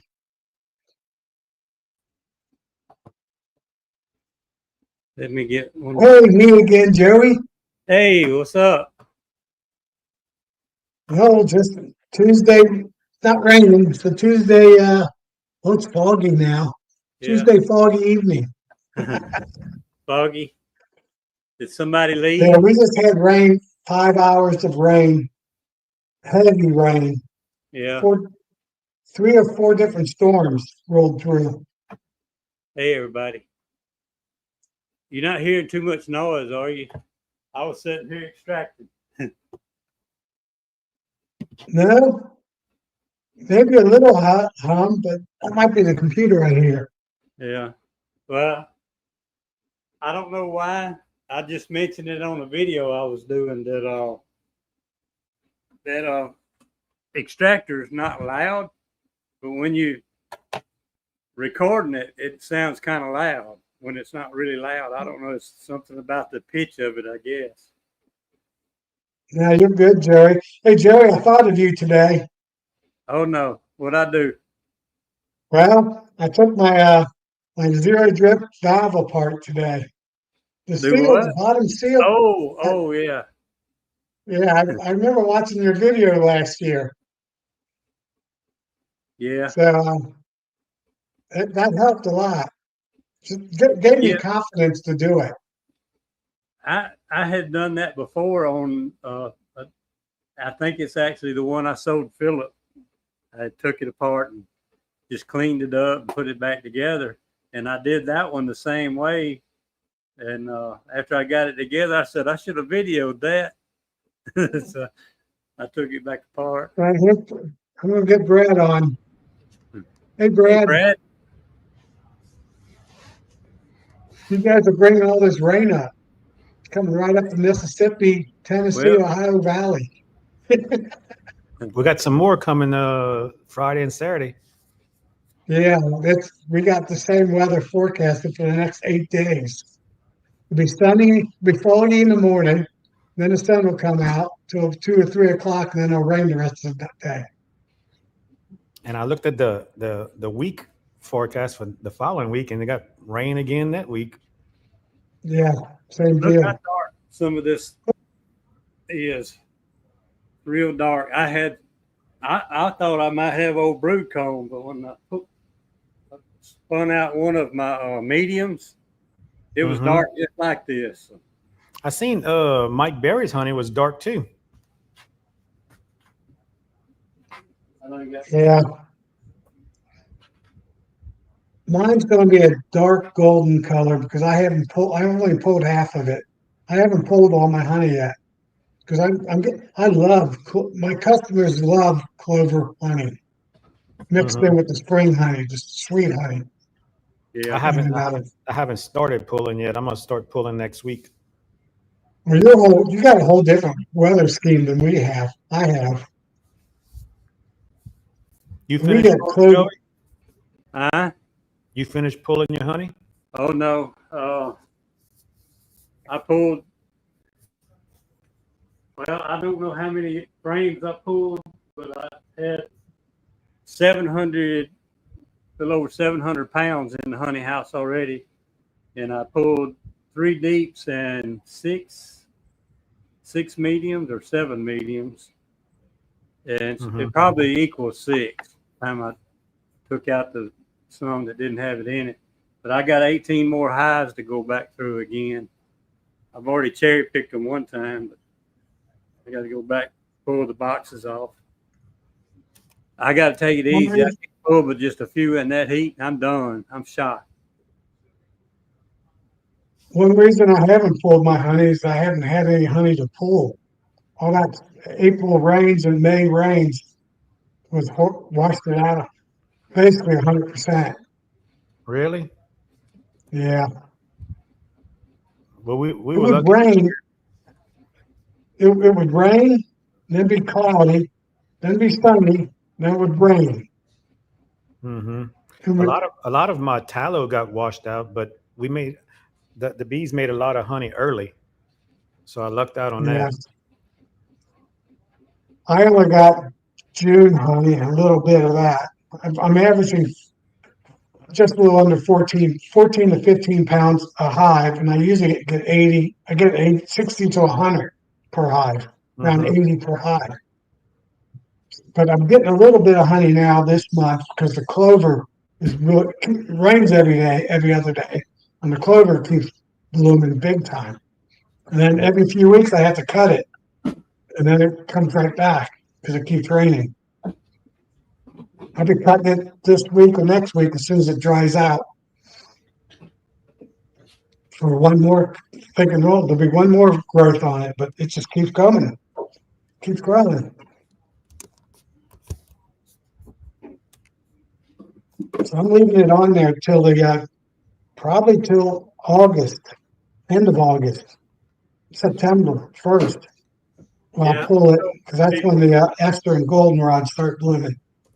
And I'll leave that, I'll extract it right away and put it back on wet, one scooper, and let them fill up with fall flow, if there is a fall flow. But if it keeps raining, we're going to have a great fall flow. Well, that's what, can y'all hear me? Yeah. That's what some of the old timers used to say around here. If you get plenty of rain during the summer and spring, you'll get a good fall flow, or at least the goldenrod. Yeah, I see all the goldenrod around my house is all doing good. It's nice and thick and green. Yeah, I looked at the long-term forecast, and they got the same weather that we're having now so far this year, all the way through this month. So August 1st, we're still going to be wet, wet. And if we get through August just with 2 rains, the goldenrod's going to be really good. We get through August, and the ground's still damp. We should get a fall flow. And I'll let the bees keep that because that's got some nasty tasting honey in it. Yeah, it gives a smell when they bring it in. Yeah. So, But I tasted it. It don't taste, awful, but it's yeah, not, it's it's just not like the different clover honey. taste. We get a peppermint honey right before that flow from something. I don't know what blooms. It usually lasts for about 2 days. My yard smells like peppermint. It smells great. Peppermint spearmint smell. And I've tried to capture that honey, but I've never been successful.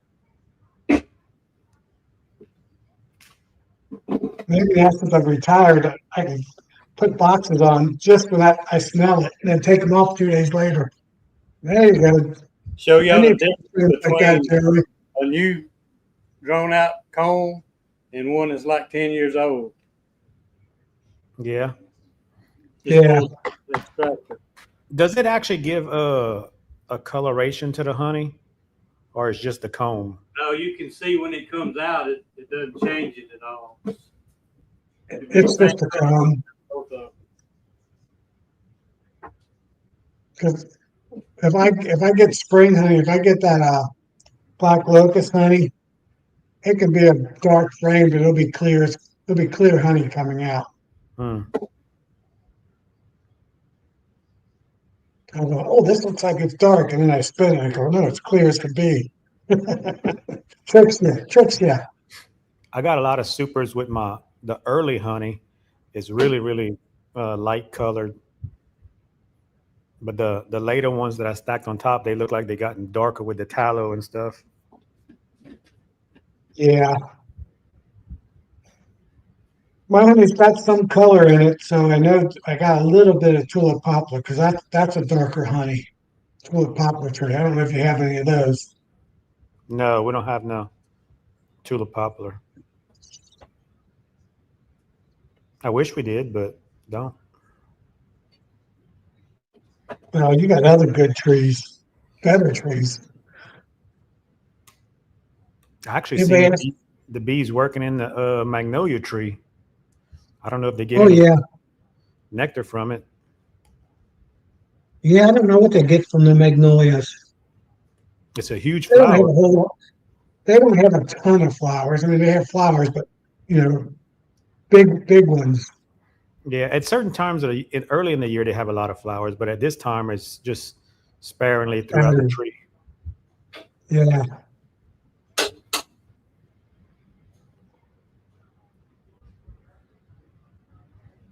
Dominoes. Okay. Joey, do See you do that, mostly Brad? deeps? Uh, You do Let me mostly deep post it. frames? Come on. I try You to. see Philip's comment? Yeah, I seen that. I told him I was got to check into it. Yeah.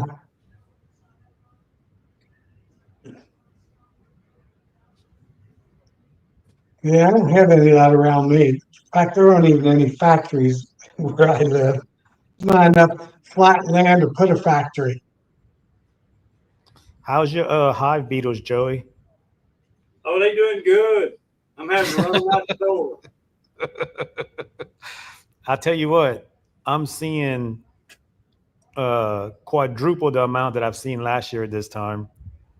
Last year, I hardly seen any. Just a 2 or 3 in each hive. Maybe they would have up at the top, cornered. Man, I'm opening up the hives now, and they might have 15, 20, 30 ganged up Yeah. in a corner. So if they have any weak hives, they're gonna get them. I'm not. Yeah.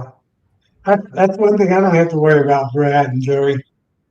I went in 8 hives this morning, and I think I saw 3 or 4 beetles. And I killed 2 out of the 4 or 6 beetles I saw total on all the hives. Well, That's they the like lesson. I have some mating nukes, some 5 frames. Well, whenever you pull your queen out and then you just put a cell or something in there, your population goes down, and the hive beetles, they love the outer frames with the pollen and the open honey. And man, what they'll do, the main bees will be concentrated on the center, and they'll start sliming that outer frame. And once they start doing that, it's Game over. over. Yeah. Because once they slime the honey a little bit, the bees won't mess with it. Yeah, they leave it alone.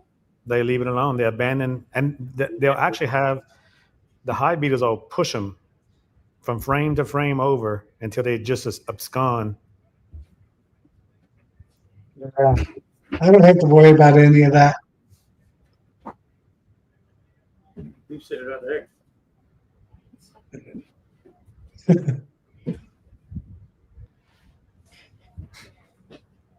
All right, you got the Hilker knife. I do like that knife since it's longer. That's a good deal. All these knives are too short for deep frames. I use my wife. I took one of my wife's kitchen knives that were longer than a regular knife, honey knife, and I used that a lot. It's not heated, but it's longer. Well, this one Still I'm hot. using. 1 heat index. Lee. Man, it's only in the 70s here. I think it's 75 degrees. Rain cold. Yeah, something like that. Yeah. That's Lisa's old man late night. It's been a good one. Yeah. And I ordered one Got from some weight Hilco to it. the other day, and I got the wrong one, so I reordered the other one. This newer version they got out. So it's on the way. Yeah.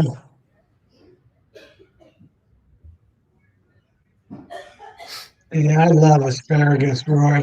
Todd. Man, that look good fresh asparagus. That guys are making me hungry. They talking about eating again? From the food for Joey with the honey, they're talking about asparagus. I guess this would be the Food Network. I never was a fan of asparagus. No, I like it. Oh, Michael's on here. 21st B. Hey, Michael. Man, I still haven't gotten any of your frames. I don't need deep frames right now. That's my problem. I do need some mediums, so I will be ordering some mediums eventually. But I got about 200 extra deep frames right now.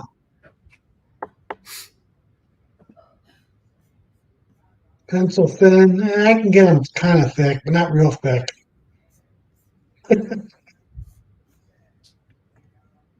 Hey, Roy. Rod, do you have, yeah, pot of chili. Yeah. I had chili today. Cooking again, Lunch. huh? That's great chili. Cincinnati chili. Different chili than Texas chili. I like both of them. Totally different, though. Totally different. Ah. So, Lee, you're still working those 10, 12-hour days? 5, 6 days a week? He must not be since he's on tonight. He must be off this week.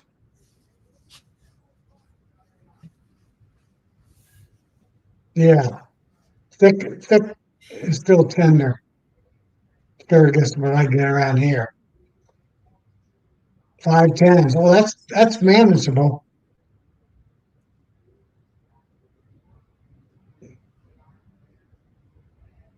Hey, hello, Kimberly. Hey, Joey, you going to the Hey. conference in August? Yeah. I didn't try to get my motel soon enough, so I'm gonna have to stay where I did last year, I guess.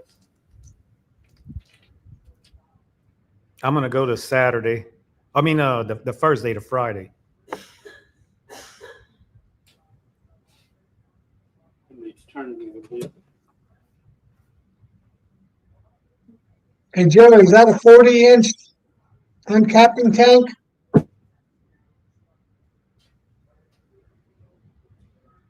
I don't know if it's a 30 or 40. I got a 30. I don't have a measure. Does their measure take them?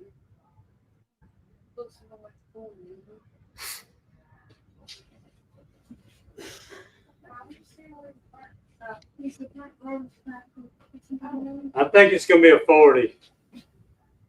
I think it looks like a 40. Does it have the screen all the way at the bottom from one end to the other? Yeah. Yeah. Well, my room's booked. I'm ready. No, I'm not. I hate winter.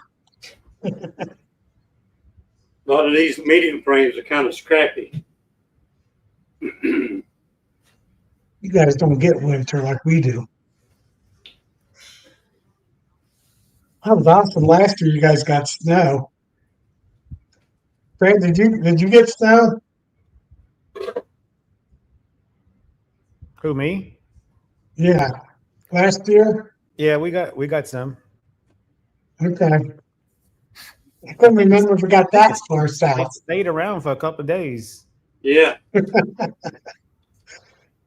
Yeah, I Brad think got that's what the we week that did. we got 14 inches and then it got cold for a week. Yeah, because we had it all up in the woods and everything else. I went hunting and it was 2 days after it snowed and it was still in the woods. Lee had more than I Those are the best days to go hunting. It's cold and snowy.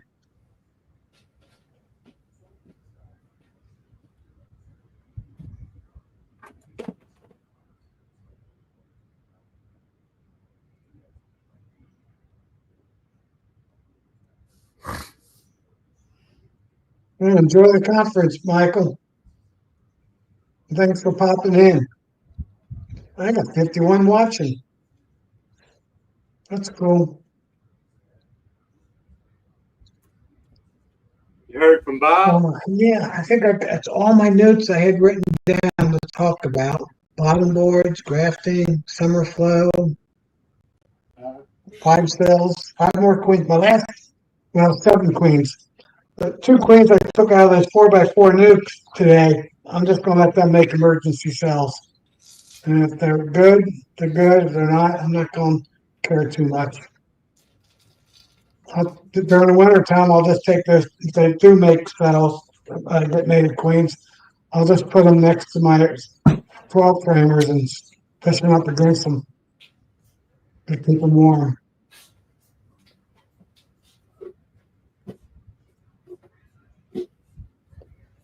See if they make it through winter. Just in 4 frames. They might. I can keep them, smash them in between 2 hives. Help with the heat a little bit, keep the wind off of them.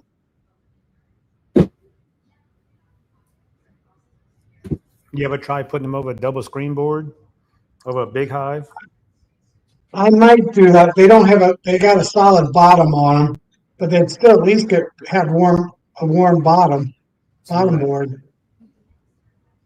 So I could drill, well, I'd hit 12 bees in it. I could drill a hole and put a screen on them. That'd be messy. I'd have to take the bees out temporarily. You could just do it with a hole saw. Yeah, They don't need very big to get the heat up there.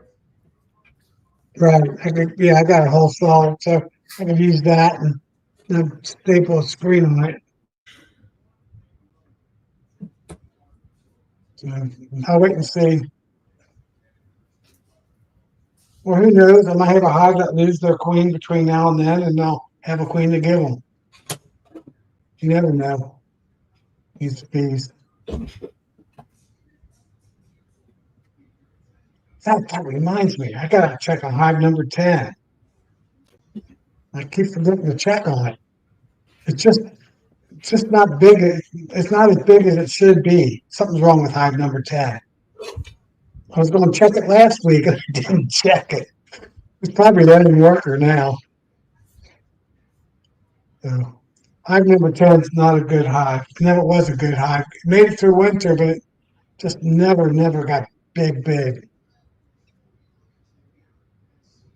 So, How's that big long hive you made doing? mine, Yeah. I got hives in every spot. So they're doing pretty good. One of your Yeah, I hive got bees. 2 of those ones. Coffin horizontal hives. They're huge. You I gonna mean, save his life? that one holds Yeah. 33 frame hives in it. It's got over 100. It's got 100 frames in it. It's got 100 acorn black frames in it. It's a big box, big Mhm. lid. Yeah, I seen it. You know, I haven't had a hive yet to build out all 32 frames. So I'm getting there. I got two of the hives now. Got 2/3 of it filled out. I bet that No thing is comb on heavy. it. What's that? I bet it's heavy. Oh gosh, yeah. It was heavy before it even had bees. It took all 3 of my sons and myself to carry it, put it on the stand. Yeah, I don't know how much it weighs.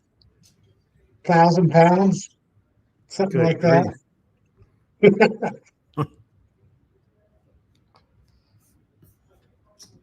In fact, I got to pull the honey from them still.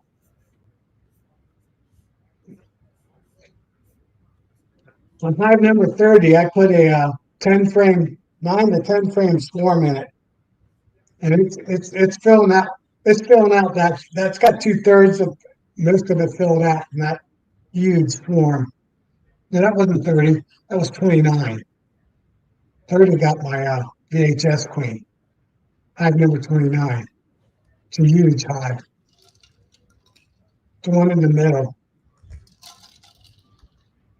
That's the one that got the most heat too, because it's got 2 hives right next to it, keeping it extra warm. Mm. They can probably go fly quicker than everybody else if they need to. And yeah, I should do a video. I should do a video update on those 2 big boxes. I haven't done that in a while.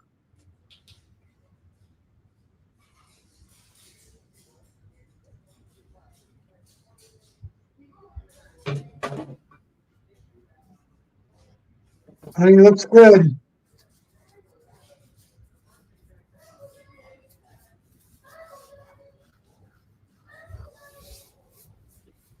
And I wish I had frames I could uncap like that. He just keeps pulling frame after frame after frame, looking at fully capped. How many frames that extractor hose? It hold 18 medium or 9 deep, or you can do 9 deep and 9 medium at the same time. That's what I'm doing. That's why it's not spinning now. I'm fixing to put 9 medium in there with those deeps. What number is that? Huh? Is that number 18? It probably is. I did a few extra because some of them were kind of light. I'm gonna pick the heaviest 9. Gotcha.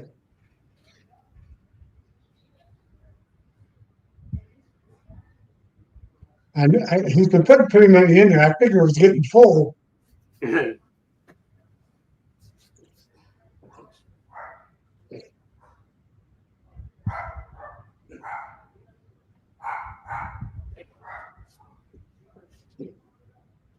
Yeah, hey, Russell Goodman. Yeah, it is. It's fun to watch Jerry work. He's got light frames, he's got dark frames, old frames, new frames. Man, I got some old honey medium frames. I need to get rid of them. I need to replace them.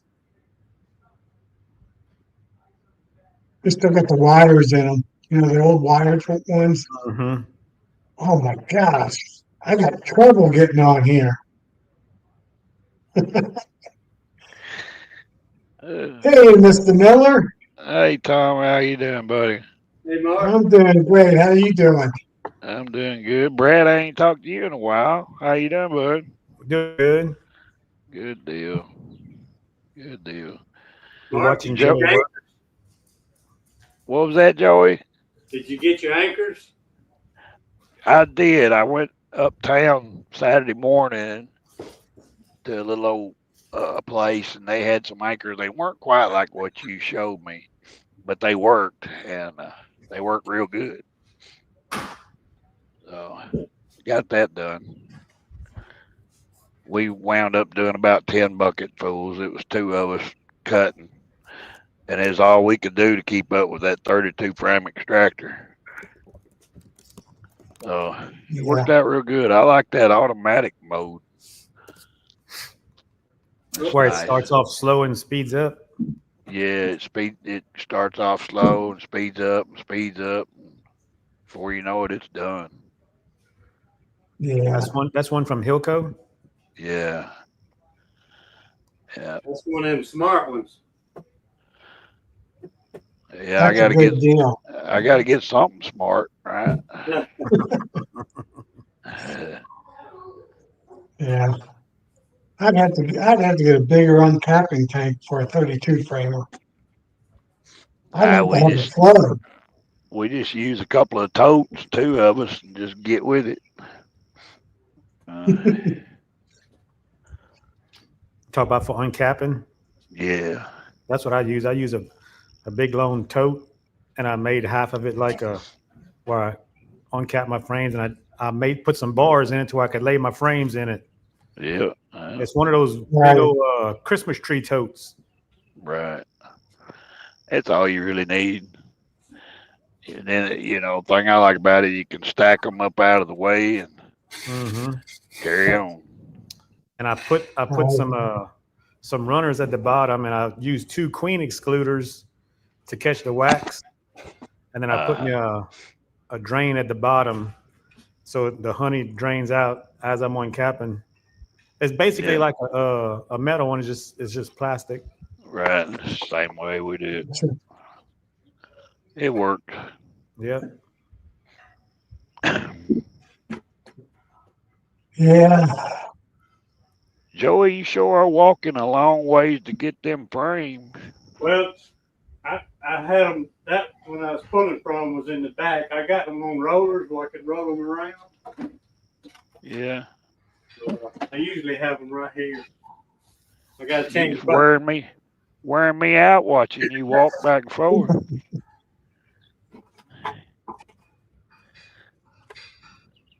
He should be spinning soon. He getting Maybe ready to he turn it is. on. Yeah, I think he already turned it on, or he's Yeah. ready to. You got your bucket alarm on there? Yeah, he's got to change buckets. He's already filled one up.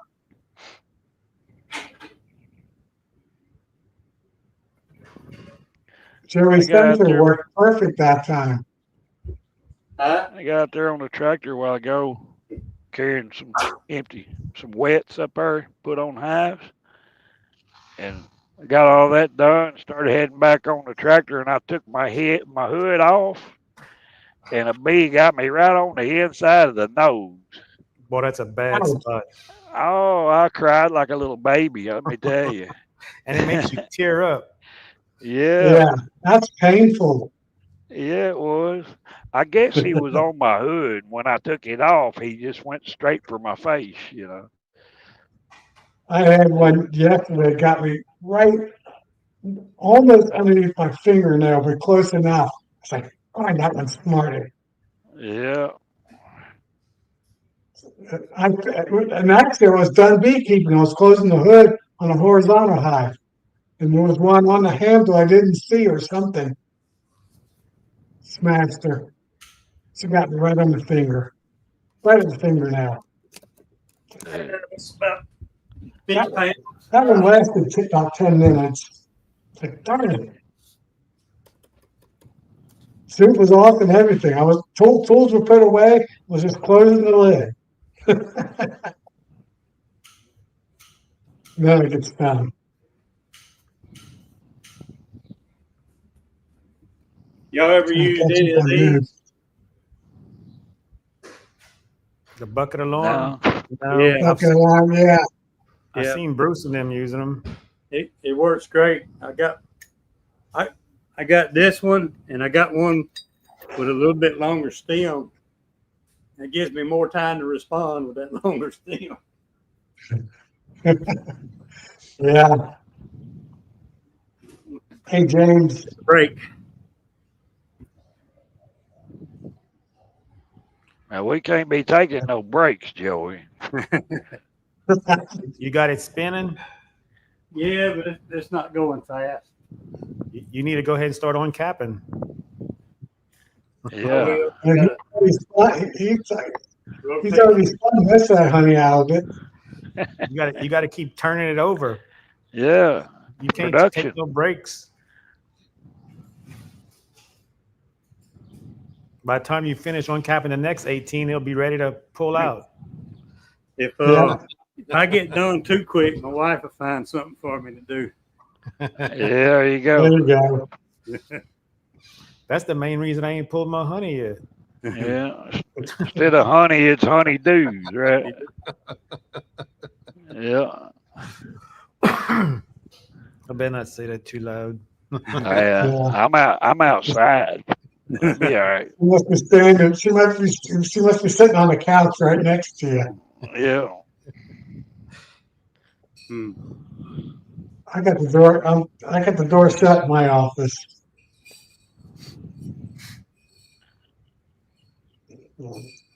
She's probably watching a Hallmark movie or something.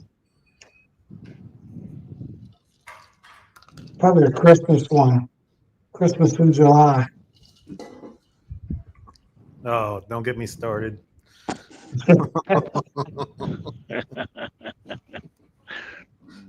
Hey, Dad. Yeah. All right, 2 hours so far. That's not bad. There he's moving them. Yeah. Just kind of leftover stuff here. Oh. I'll take that leftover frame. It looks like a pretty good leftover. That's an old homemade box right there. I got a couple of boxes that look just like that. Yeah. The way them handles are made. Yeah. I bought them used, and they might have come from the same guy. I got some. They don't look that good. My 6 framers I made, I just took scrap pieces of wood and glued them and stapled them on. And some of them aren't even level. They're close. I didn't put a level on them, nothing. I just eyeballed it. I went get them done.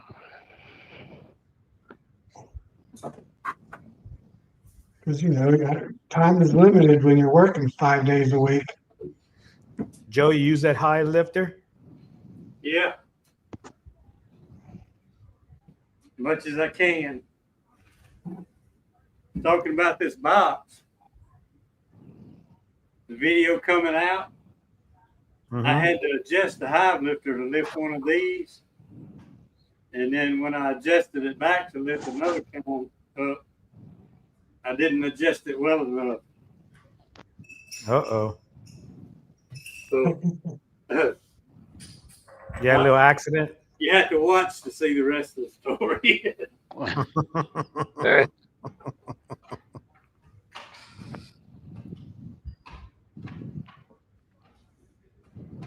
I think I might start using these for brood frames. They've been around a while too.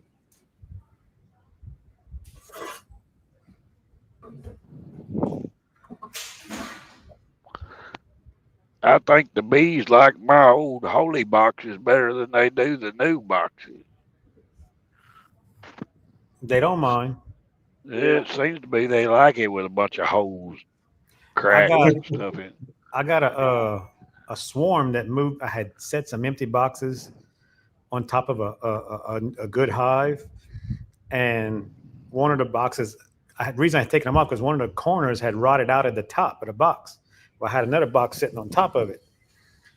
Swarm moved right in there, so I just lifted them up and put them I put them a bottom board. They don't come out the bottom board; they come out that hole. Well, they like it hole, don't they? Yeah. Yeah. That's funny you mentioned that, Brad. They'll sit and guard that bottom, but they flying in and out that top hole where it was rotting out at. You know how I fix that hole, Brad? If I want to fix that hole, I just take my hive tool and dig it down in the mud and mud it. It's fixed.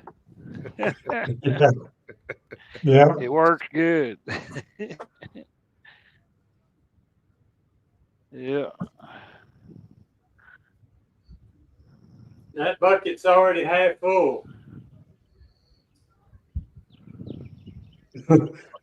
Well, don't do nothing. We want to hear the alarm.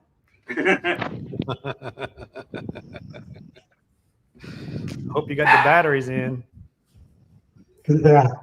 That'd be my luck, Brad. That'd be my luck for sure. Mm-hmm.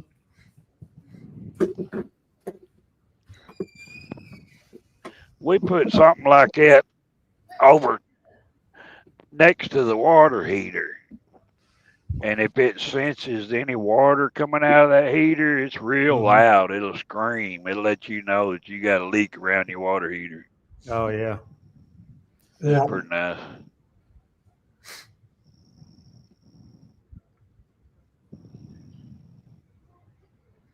You have your water heater's in the attic? No, my mom's is, and she's already remodeled twice because of that thing. Yeah, that's a nightmare. When I was young, I used to do a lot of residential air conditioning, and I would see all those water heaters. They would call us because they thought their air conditioner was leaking and overflowing, but it was actually their water heater that had busted, and it would shoot a little stream. It'd go past the pan. I'm not like, a lot of good that pan did. Yeah. And then the ones that had pans, dirt dabblers would stop up the drain line that goes out to the eave of the house. It would still overflow on the ceiling. So that I never took a chance of putting mine in the attic like that. I know it saves space, but no way. I mean, my hot water heater sits about 2 feet, 1.5 feet, 2 feet away from the drain. So if it ever goes, it's going right down in that drain. There you go. Just on concrete.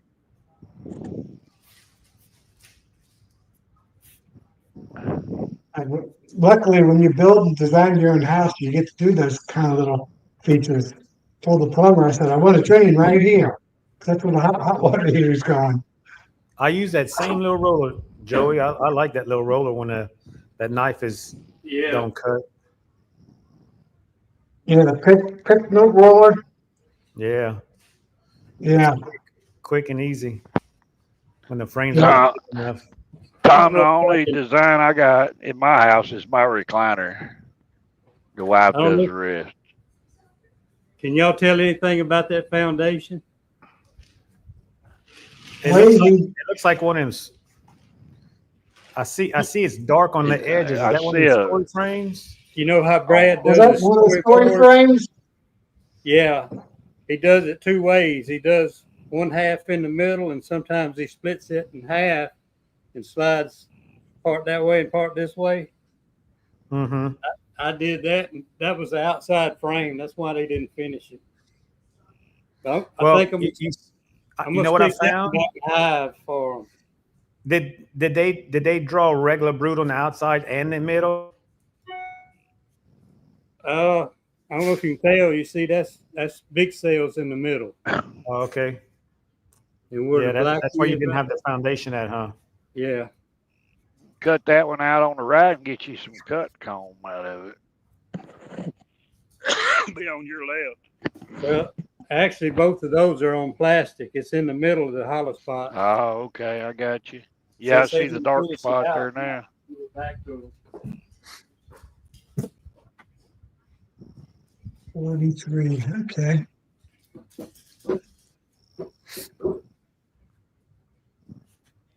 that's all the If I just stay, if I stay on here just a half an hour more, Joey will be doing more honey just tonight than I got this whole season.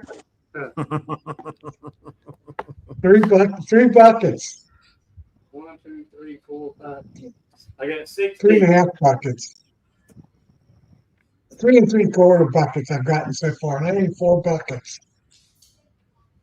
Out of 16 hives. That's how bad our flow was this year with the rain. I wonder if those buckets he's got in the corner are full of honey.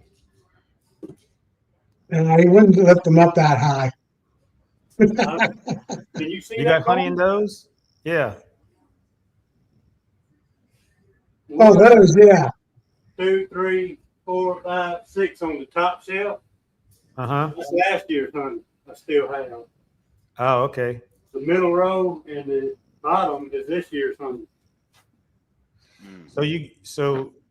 Oh, okay. All right. They 3 high right there.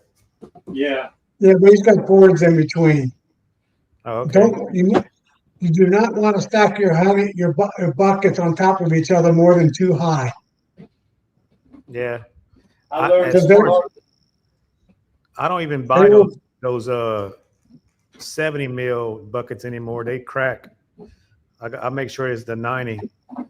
Yeah, Every time I bought those 70s, I had cracks and they'd leak on the floor. We did 10 buckets Saturday, and I'm already down to 6. And got a guy that just texted me wanting to buy 2 more buckets. I'm like, I really don't want to sell it. I'm gonna be out before I get started. Good. hey, Mike.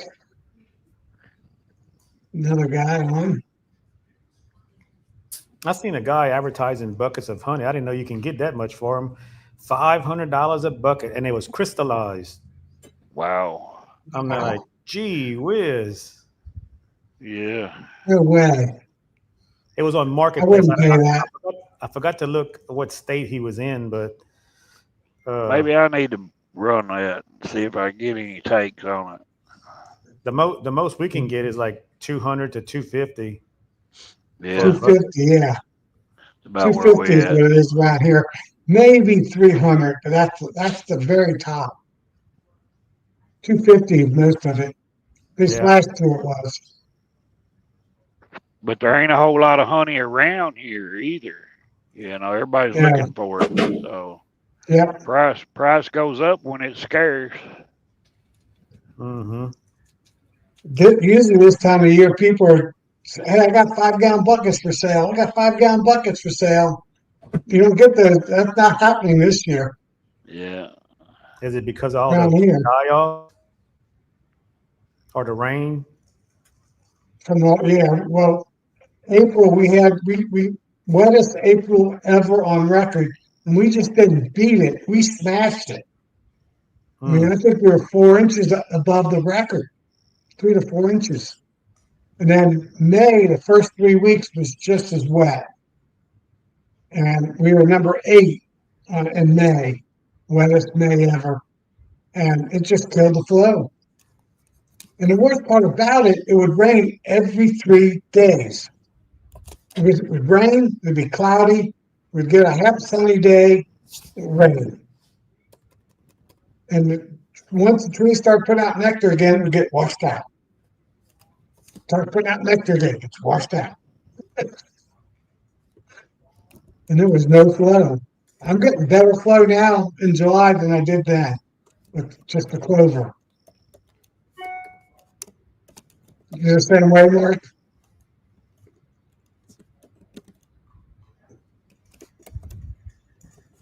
It's like, oh,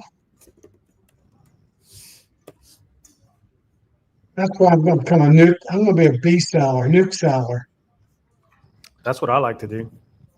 First time ever in my 9 years of beekeeping, I had every hive big going into the flow, and there was no flow. I sold 40 this year, and if I'd have had 100, I could have sold them. Everybody asking for them. Yeah, I'm going to try to sell about 40, 50 of them next year. I'll keep my 16, 18 honey hives, and the rest of it's all going to be nukes.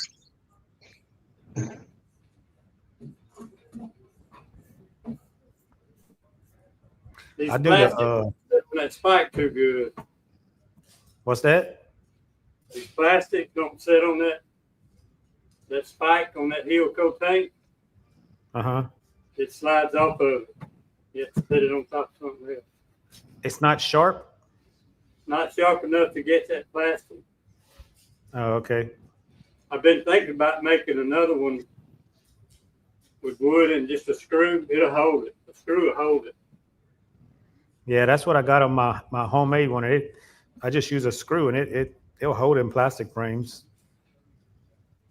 Yeah.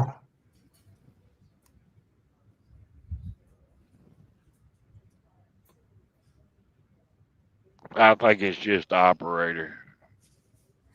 Yeah. The misuse of equipment. Yeah, yeah. He's The other abused and abused. He Yeah. probably didn't read the instructions when he bought it. He threw them away. Probably just threw them away. Yeah. I thought that was fire starter. Yeah. Smoker fuel.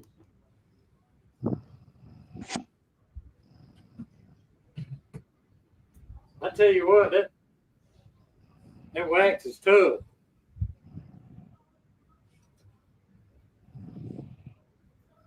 Heck yeah.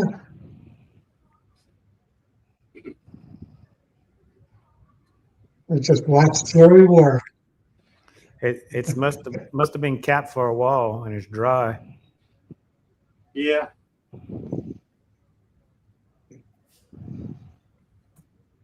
Is that bucket full yet? It's about 3 inches from the top. I'm running real slow.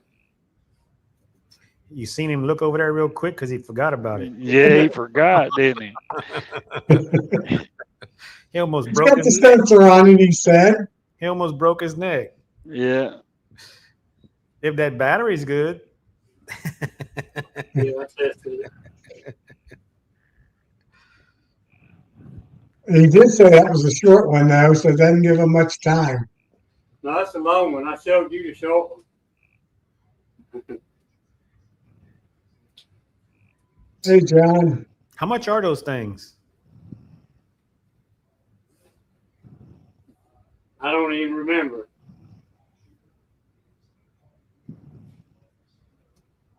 They Who work. sells them? They are. Is that from Hilco, those little sensors? No, that's John. I can't remember his last name. Hang on, I'll look at it.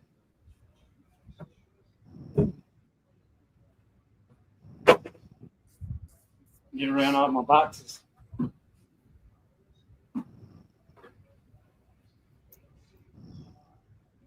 It's JL Apiaries. JL dash Apiaries.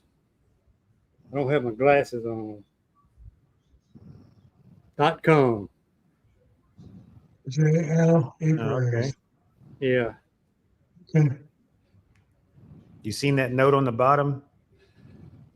Read instructions. Yeah.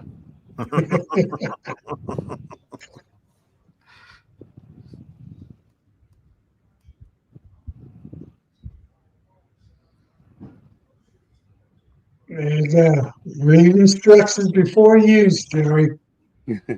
John B3. Email.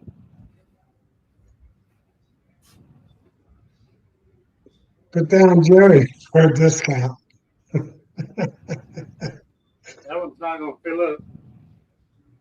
Oh, he's gonna turn it up, fill that bucket up. Somebody's asking, did you check your moisture? What are you running in your moisture? I'll check it right now.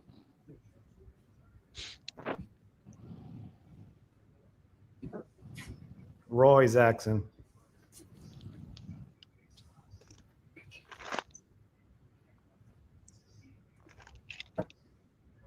I get my buckets from US Plastics, and they have both 70 and 90. I get the 90s, 90 mil. Yeah, them 70s will get you in trouble, make you a mess in your Yeah. house.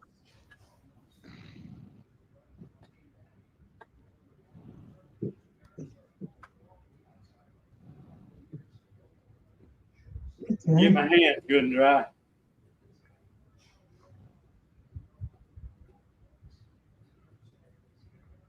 It's all sticky. Didn't look like that dry looked like that honey looked like it was pretty dry. It didn't look like it was running at all. Sticking to the frames. Looked like 15%, 16 at most. I don't think it was any 18%. It would be dripping off the frame.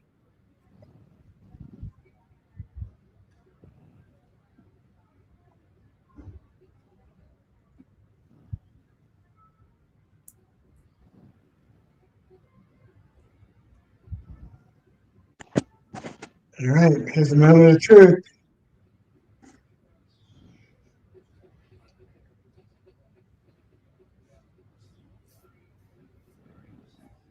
It's just a hair below the 17.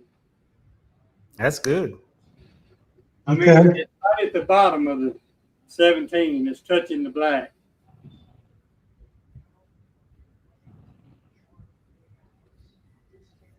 Can y'all see it? No. No, I can't see it without the camera. Mm-mm. No, it ain't gonna let you see it. 17%, that's good. Yeah.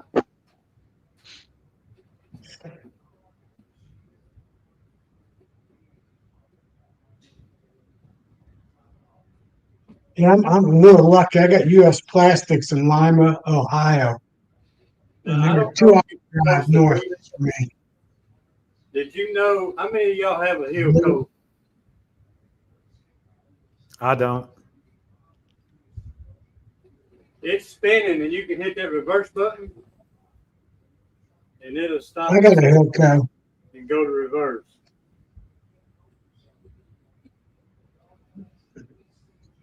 I got one, Joey, but all I know how to do is turn it off and turn it on. Something's got a little bit of wobble in this one. I always run mine forward. I don't run it reverse.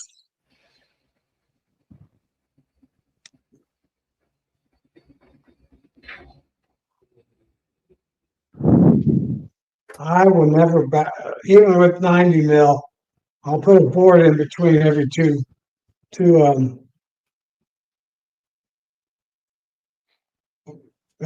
buckets. If I'm stacking more than too high in a board, too high in a board, put all that weight on the rib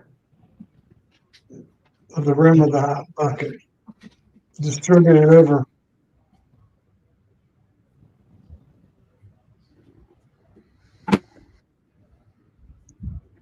So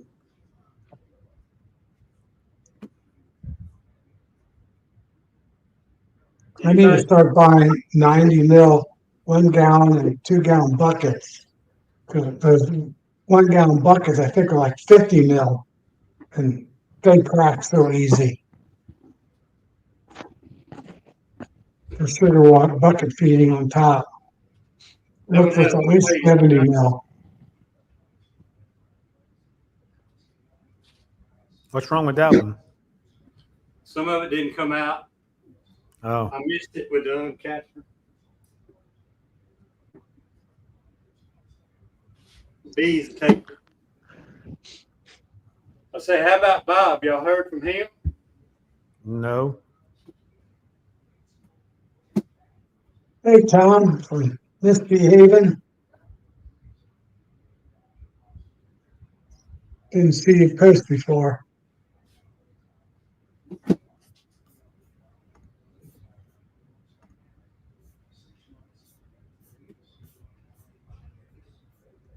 I've never got Joyce and Sailor.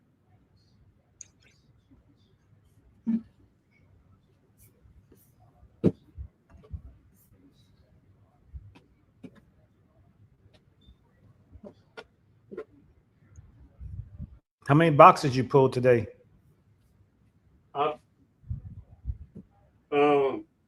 Three deeps,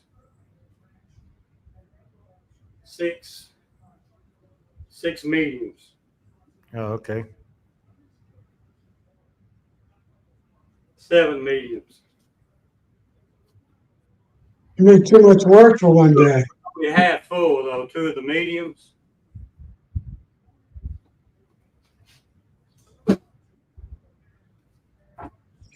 You put them back on the hives, or you just let the bees rob them in your backyard? I'm beeping. You hear it? This year I've been putting them back on, most of them. The ones that did have honey in them, for that reason. Yeah, I hear it. Okay. Yeah.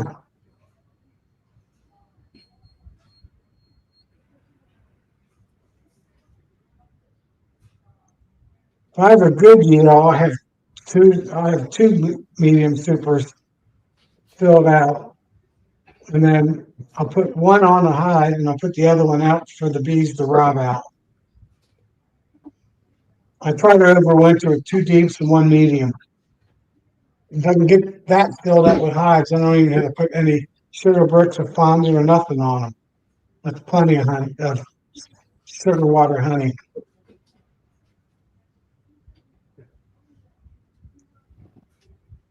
Evansville, Indiana. Okay. Hey Joey, with the long stem, how far up the bucket does it come from the top? I'm going to say about 3 inches. Okay, well that's good. If I walked away from here right now, though, this hill coat would run that bucket over. Mm-hmm. It'd take it several hours to drain out.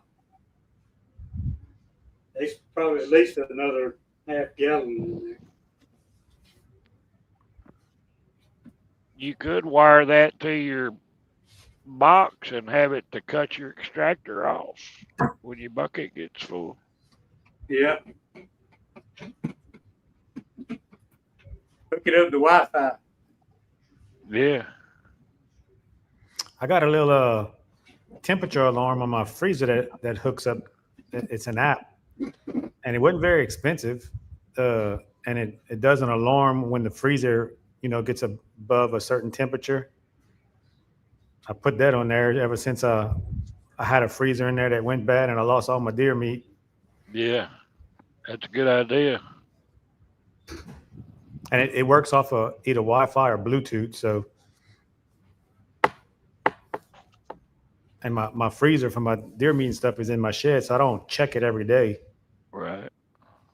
Yeah. Yeah.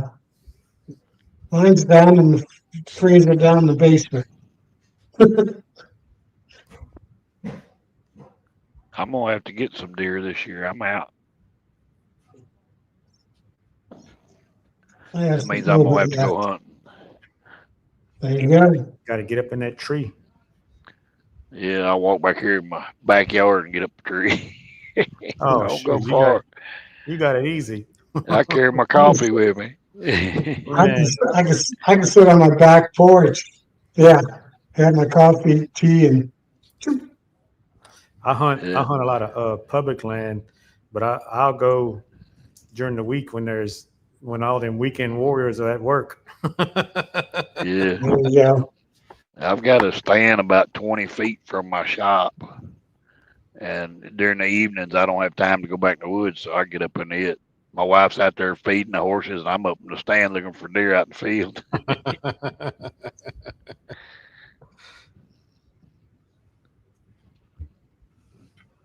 Ain't nothing like some fresh backstrap. That's right. I like them roast too. Yeah. It usually gets cooked right off. What's that, Joey? I hardly ever put backstrap in the freezer. It usually gets cooked right then. Yeah. It don't last long. Little hive beetle. Save him, set him free outside. Turn him loose. He's free. You remember what happened to you on YouTube, huh? Yep.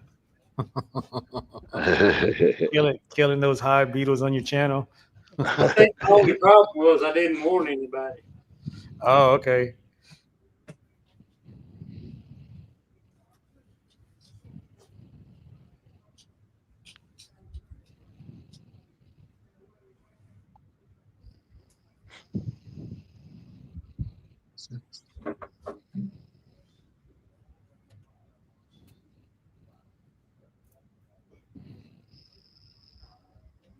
It's fun watching Joey work. I know. It's something It's not- very few people has ever seen. It's not hard watching him work. Yeah. My boss never could catch me working. He could always I'm see getting tired just watching Jerry work.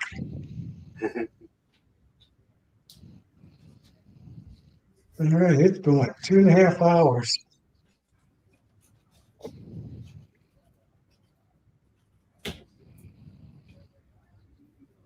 Do people get upset killing hive beetles? somebody Just on like- YouTube. Just the liberals. I don't think so.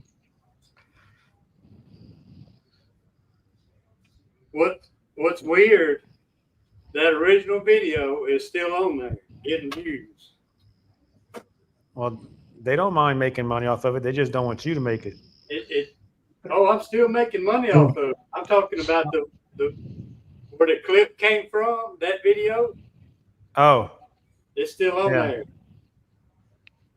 There's just no music to it. oh, okay. Yeah.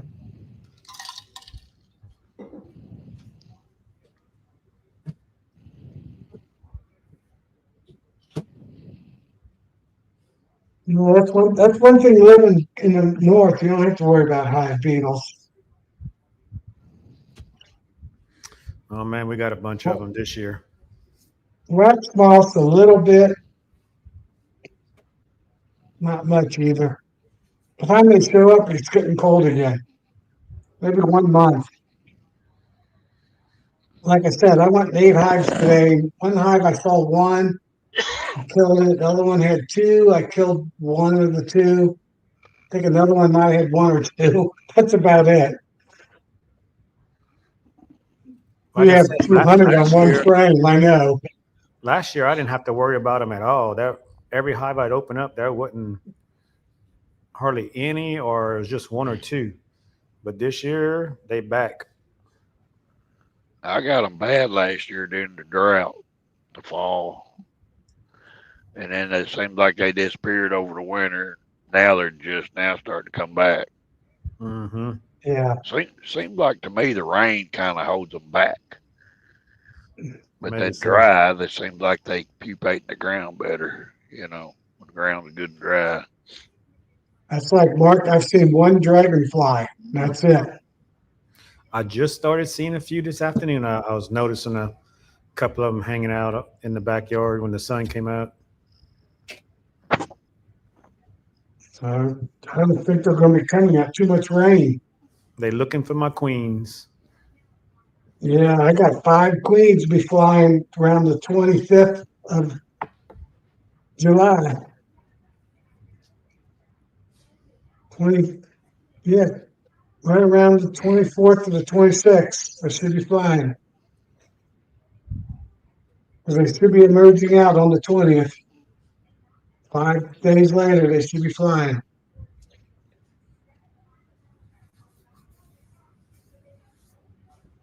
And then we'll keep them caged up 4 days. So they won't be able to fly to the 5th day. You do that on purpose?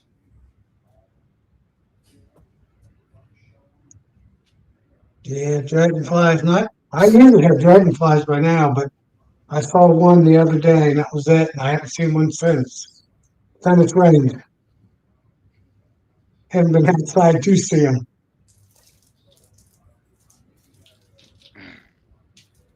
I would think we got close to 3 inches today, 2 3/4, somewhere in that ballpark.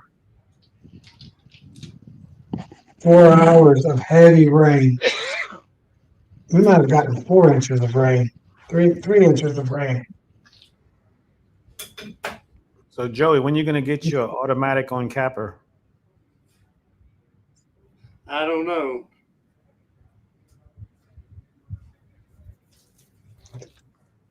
Don't have the money for it right now. I forgot me. I looked at one last year, talking about, because, I got 30 hives, all these hives now, and I go, I could use one. Well, not anymore. I don't get enough honey to use one. The way most of these frames look, I probably could have used that sideliner that I got. Yeah, That what? I'm gonna move I just don't like this carrying. fall. I'm moving 5 hives to my other yard, so I only have 18 hives at my place, plus the resource hives, and then 10 hives on my other property. I didn't hear what Joey said. What kind of on capper you got? The sideliner. What's that? It's got the rollers in it, kind of like the Simple Harmony farm capper, Yeah. and you crank it through there. You set Oh it yeah, down. that's right. I seen one of your videos with it. Yeah. Okay. You don't like using it? Well, I could have used it good with most of these frames. The thick ones, I like to cut them, but most of these that just barely thick, it'll do pretty good with them. It's got a tool per frame type. Knife for the mediums and sideliner for the deeps.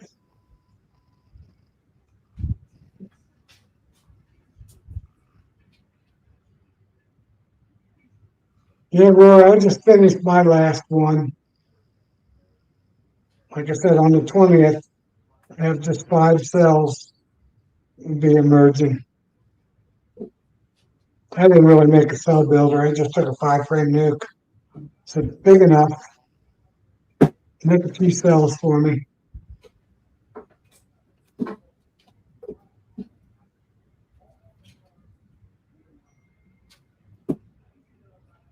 I just don't have any to give away or sell for $5 to somebody. $5.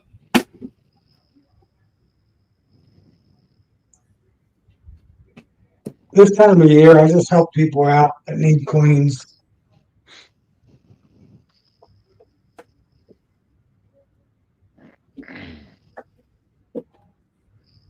Springtime, that's a different story.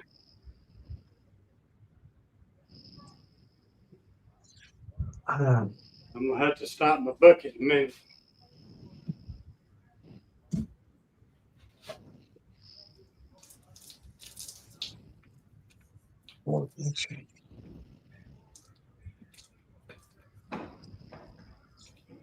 Okay.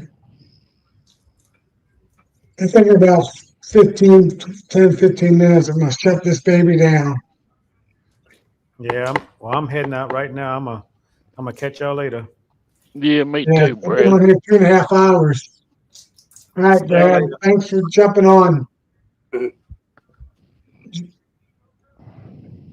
Y'all gone? Yeah, I gotta get up at 2 o'clock in the morning. Dang. Yeah. Y'all have a good one. See you You later. too, Mark. Later, y'all. Maybe I will shut it down soon. Usually about 10 o'clock is when I shut them down. Yeah. We'll talk to y'all later. Talk to you later, Mark. Thanks for getting on. Bye, y'all. See you, Cat. Whatever his name is.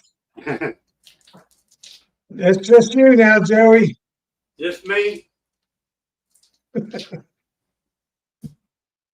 This is the hardest part, going through your last frames. Just trying to pick out the ones where you kind of keep the weight even, you know? Yeah. Yeah, they're half capped and Yeah. they're not capped very deep, so you can't use a knife.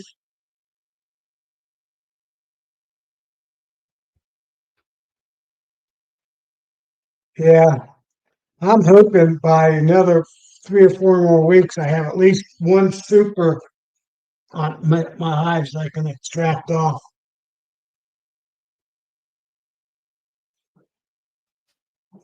Because I got a lot of customers that ain't gonna be happy this year. I have no honey. Really? You don't have any more better ones, Joey. You already did those. Huh? You already did all the good frames. Yeah, I'm just picking through some of the skinny ones.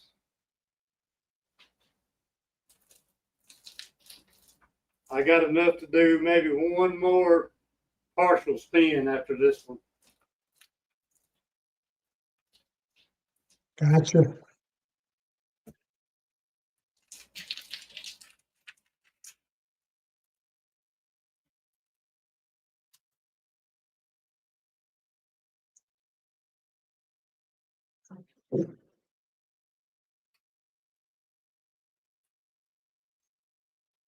This goes fast when you got two people. I still need Yeah, yeah. four. My wife used to help me, but last year she didn't help me, and this year she hasn't helped me. She's too busy with her mom. She was over there at her nursing home for 4 hours today. So maybe whenever all that trauma ends, she'll help me next year or 2 years from now, whatever it is. Night, James. Good night, Roy. I probably missed it already. Looks like everybody's dropping off, Jerry. I think I'm going to end it. All right. All right, well, have a good rest of the night. All right. We'll see you later. See you. See you guys. Everybody, I'll see everybody next Tuesday, 7:30. I think that's going to be my regular time, 7:30 now. Night.